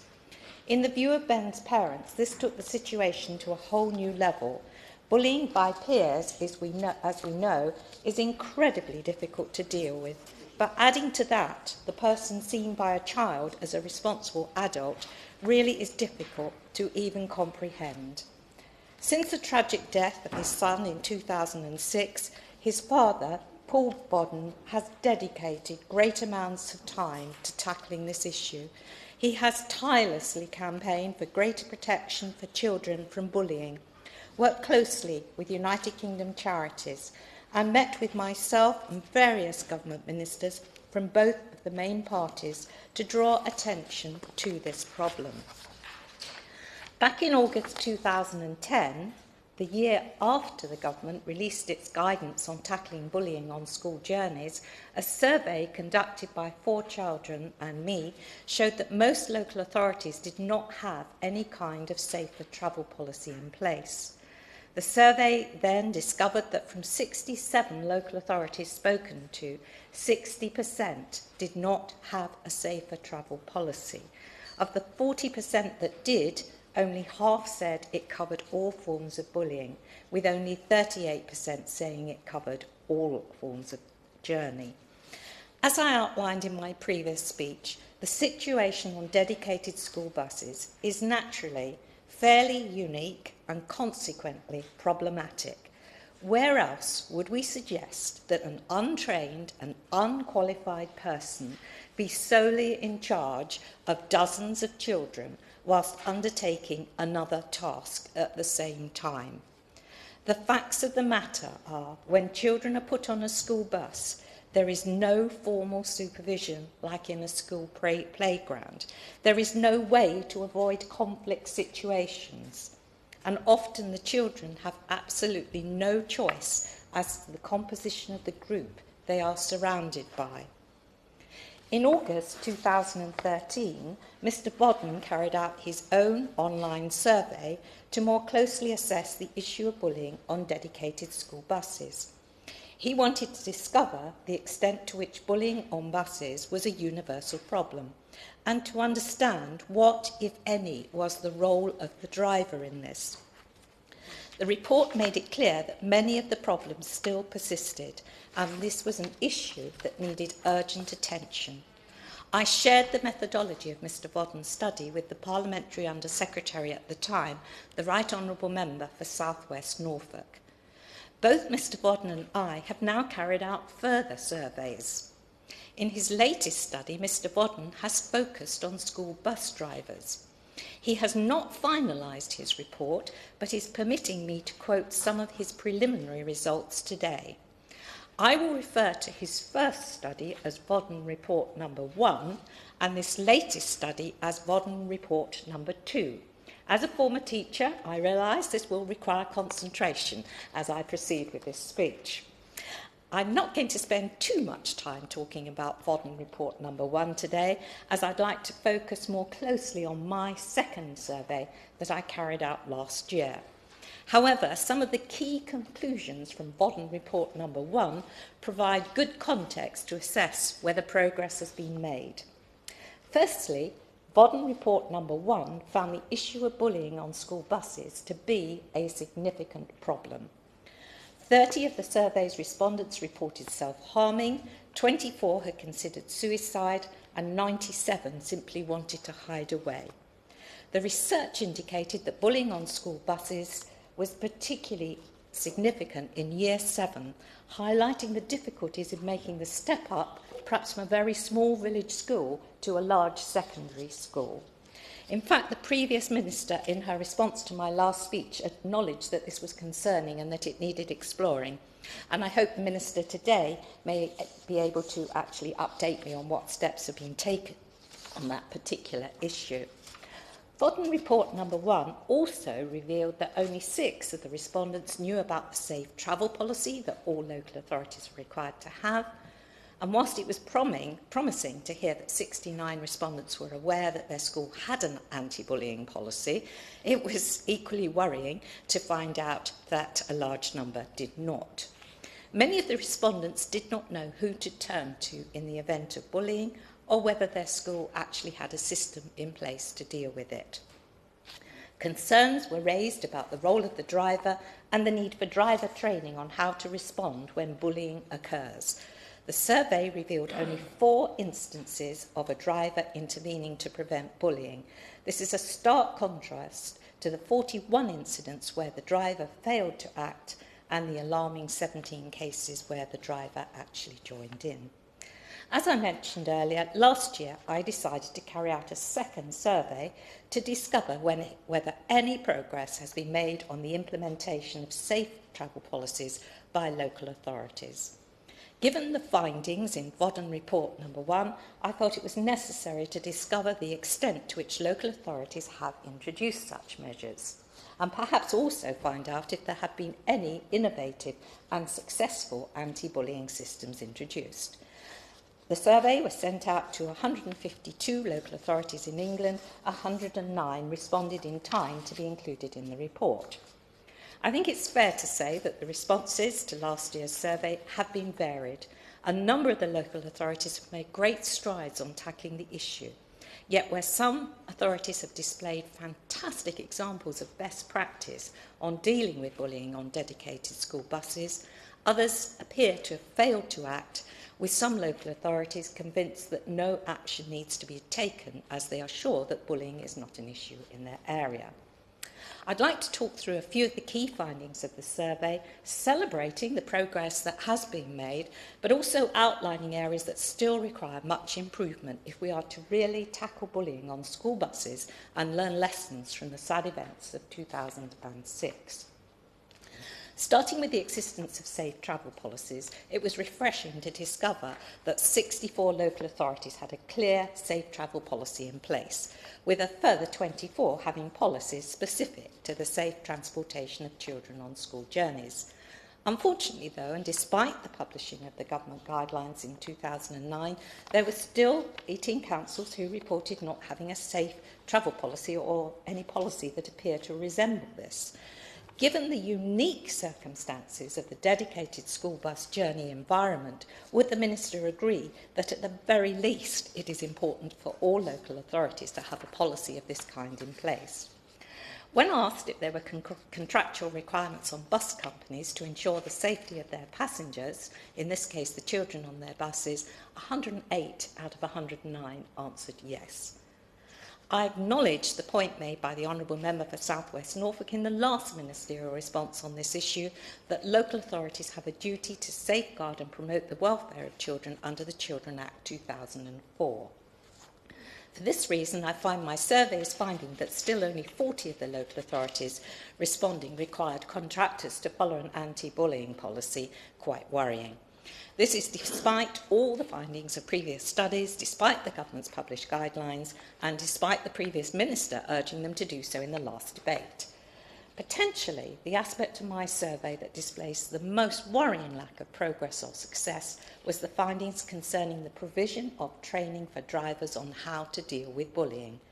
Only 16 of the 109 local authorities answered yes when asked if this was included as a contractual requirement. Given the clear message from the Bodden Report number 1 that there was a risk of school bus drivers acting inappropriately towards young people in their charge, as well as my emphasis on this point in my last speech on the issue, I really am quite disheartened. Again, I would like to make a plea here for a requirement for at least some training that equips drivers with the necessary skills to deal with the array of inevitably childish incidents that occur on dedicated school buses. On this matter, corroboration is provided in the preliminary results from Bodden Report number 2. Only 25% of the responding school bus drivers said they had received training on working with children. 78% had not been given any advice on how to handle bullying or behavioural issues. In a follow-up meeting with the then Minister, we talked about cultural change that was necessary, but also stressed this point that when contracts were let, there should be a requirement for training for drivers. In my recent survey, there was only one local authority that said displaying prominent anti-bullying messages such as posters inside buses was a requirement. However, promisingly, a few councils mentioned that they were currently in the process of updating some of their anti-bullying policies and have not thought of this as an option before. So as a result of the survey drawing their attention to this possibility, they were now going to review the idea with the intention of including it in their future plans. This highlights the importance of sharing best practice between local authorities. Where one council has seen success with a particular anti-bullying scheme or policy, I'm sure most would agree it should then be made readily available for other councils, enabling a more coherent nationwide approach to tackling bullying. 9 local authorities spoken to reported over 21 cases of bullying in the 12 months prior to the survey, with 62 reporting between 0 to 5 in the same period. One could be forgiven for assuming that in the 9 areas with the highest reports of bullying is where we would find the worst anti-bullying policies. Yet, on the contrary, it was in fact these local authorities that often had the most detailed and wide-reaching policies in place. And I think that's actually a really positive discovery. Facing up that a problem exists and tackling it means you actually find out more about it. And I certainly think further research would be really helpful in this area. I suspect that the actual process of reporting is confused, to put it mildly, because there will be some reporting to schools, some directly to local authorities. It's not clear whether all the data ever gets collected together, and if I bring academies into the equation, it probably gets it even more complicating. And then, of course, there's the definition of bullying, Mr. Hood. It's really difficult for anybody, I think, to distinguish between high spirits and bullying. I accept that, but I think it's something that we've got to work through. I think it's clear that over the last 8 years, important steps have been taken to get a better grasp of the issue of bullying on dedicated school buses. From the research carried out by myself in 2010 with 4 children, the Bodden Report's findings, and my recent survey of the 109 local authorities, it's clear that there's much more needs to be done to ensure further progress. There must be accredited and appropriate training in how to behave when dealing with children, how to respond in the event of bullying, and how to avoid becoming involved in the bullying itself. That should be a requirement for all contractors of school transport to give to their school bus drivers. In addition, all school bus drivers should be assessed as suitable and safe to transport children. Clear reporting procedures need to be set up and followed. From the Bodden Report number 2, only 33% said that the bus company did have a clear procedure in place to report incidents. Secondly, ideally, properly trained adults or chaperones should be provided for all dedicated school buses, particularly on longer journeys, so that the driver does not have to compromise on the safety of the children to resolve disputes on the bus. Another possibility is to have dedicated school bus monitors, older students who step up to the role of monitoring the bus and reporting in any incidents back to the school. One local authority reported great success with this method, Another possibility, which might help, would be to install CCTV.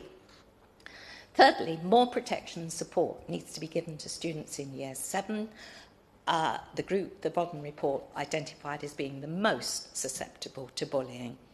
The psychological effects of bullying within this age group are particularly significant. I think there should be a comprehensive transport management approach by all local authorities. It should be made clear to all students which agents and individuals are directly responsible for resolving incidents on the school bus, with people properly trained. This would ensure that children suffering from bullying and their parents know exactly where to go and access help. The responses in my survey indicate a lack of joined-up thinking between the relevant agencies when dealing with bullying. Even when systems are in place to deal with bullying, they can be ineffective. I know from personal experience that transport departments can be quite separate from the education department, and I've intervened myself on occasions to make sure these two departments talk. I very much welcome the progress that's been made on the issue over the course of the Parliament. I've had some excellent illustrations from my survey alone that there's some very good practice out there across the country. Schemes such as Sus the Bus, Buswise, the creation of safer travel teams are excellent. Innovative steps to tackling this problem. What I feel we must do, however, is pay attention to what the survey suggests are areas for further improvement. If we do this, we continue to take action, continue to create an environment where students feel safe and comfortable talking about bullying, continuing to promote more holistic bullying policies that are acknowledged and understood, continue to improve communication between all the parties involved, we really will reduce bullying on school buses. We can always do more to tackle bullying in all contexts, but limited time today has meant my specialising in this one particular area where we can and we should make further efforts to protect our children. I hope from the research that Mr Vodden and I have carried out quite separately that the Minister will be convinced that his department should look at this issue in more depth, with perhaps a more rigorous research base. It is a moving picture with improvements already in place, but I am convinced more needs to be done, Mr Hood. Minister, thank you very much, Mr Hood. It's a pleasure to serve under your chairmanship. And I'd like to start by congratulating my honourable friend on securing this debate. I know that bullying on school transport has been a key concern of my honourable friend over many years, and that she's raised this issue both before in debates in the House and, of course, at meetings with ministers, including my predecessor, my right honourable friend, the member for South West Norfolk. Bullying in any form or for any reason is totally unacceptable and should never be tolerated. No child should have to suffer the stress and indignity of being bullied at school or on the way to school. And it's tragic beyond belief when this results in a child taking his or her own life. I had the pleasure of meeting Mr Bowden and in the past, and I do admire the fact that he has devoted so much time and energy into looking into these matters with a view to ensuring that no other child or family should have to go through what he went through and what his family has had to suffer. A school's response to bullying shouldn't start at the point at which the child is being bullied. Schools which excel at tackling bullying have created an ethos of good behaviour where pupils treat one another and the school staff with respect, because they know that this is the right way to behave. Values of respect for staff and other pupils, an understanding of the value of education, and a clear understanding of how our own actions affect others should permeate the whole school ethos and should be reinforced by staff and older pupils.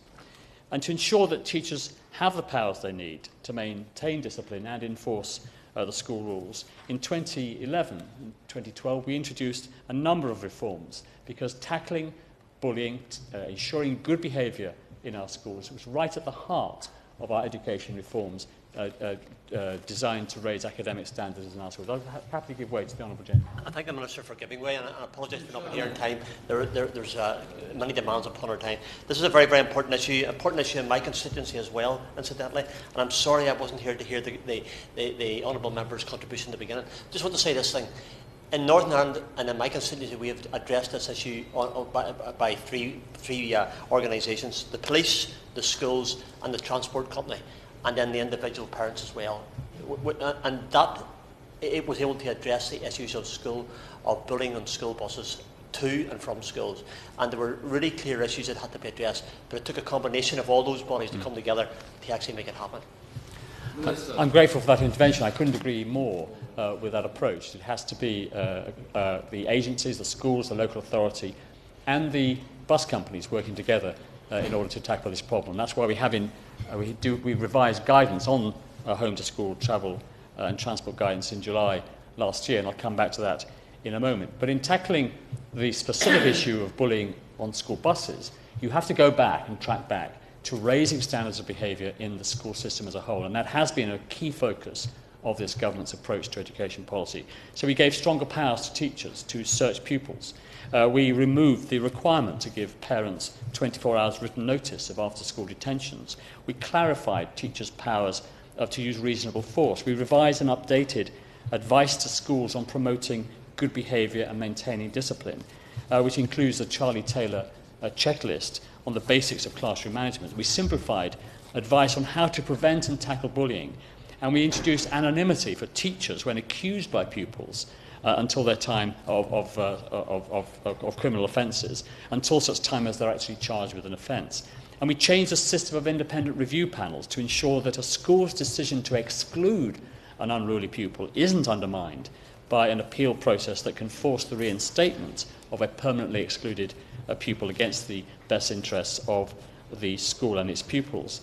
And in the light of evidence showing that 1 in 3 secondary schools were still not confident in using their powers to discipline pupils, we updated our advice in February last year to make clear that tough but proportionate sanctions for misbehaviour are permissible, and these range from verbal reprimands, loss of privileges, writing lines or essays, or providing school-based community service such as picking up litter or weeding the school grounds. Now, we expect each school to promote appropriate standards of behaviour by pupils on their journey to and from school through rewarding positive behaviour and using sanctions to address poor behaviour. And we have clarified our advice to make it very clear that teachers have the power to discipline pupils for misbehaviour outside the school premises to such an extent as is reasonable.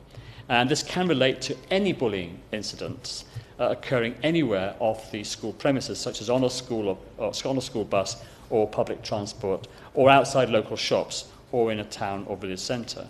And when bullying outside school is reported to school staff, it should be investigated and acted upon. The head teacher should also consider whether it is appropriate, in some extreme circumstances, to notify the police or the antisocial behaviour coordinator of their local authority. And in all cases of misbehaviour or bullying, the teacher can only discipline the pupil on school premises or elsewhere when that pupil is under the lawful control of the staff member. We also strengthened Ofsted's power. We reduced the number of criteria for inspections from 27 to 4, and one of those 4 is behaviour and safety of pupils within the school. I understand that my right honourable friend's constituent, Mr Bowden, has been very impressed by the work undertaken by the anti-bullying organisation, the Diana Awards, and also Kidscape. And these organisations do excellent work to tackle bullying, and that's why we are providing funding to both. And I've been involved with the award ceremony of the Diana Awards, and I've met many very inspiring young people who are genuinely tackling bullying in our schools up and down the country. And we're providing £4 million of funding to several organisations to tackle bullying, and are currently considering bids for further projects to prevent and tackling bullying.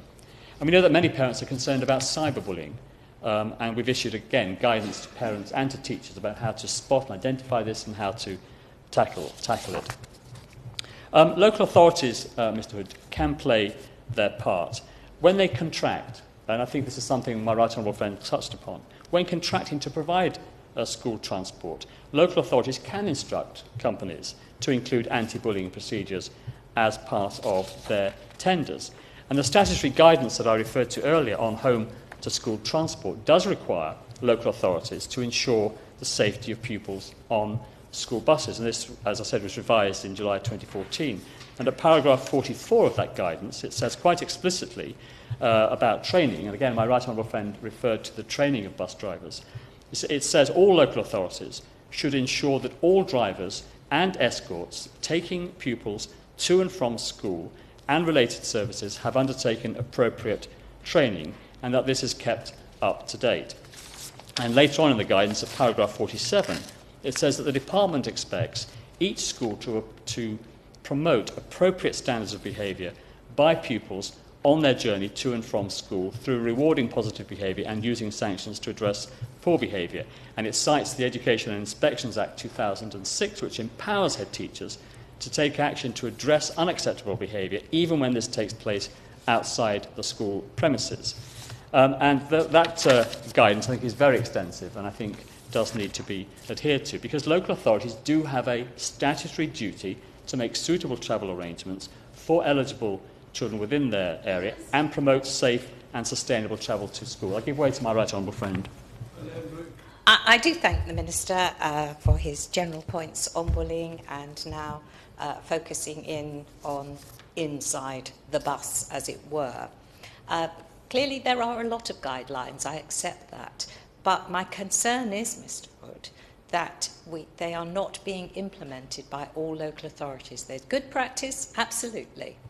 But what checks will the Minister carry out that, just amongst a sample of local authorities, that the guidance is actually being implemented?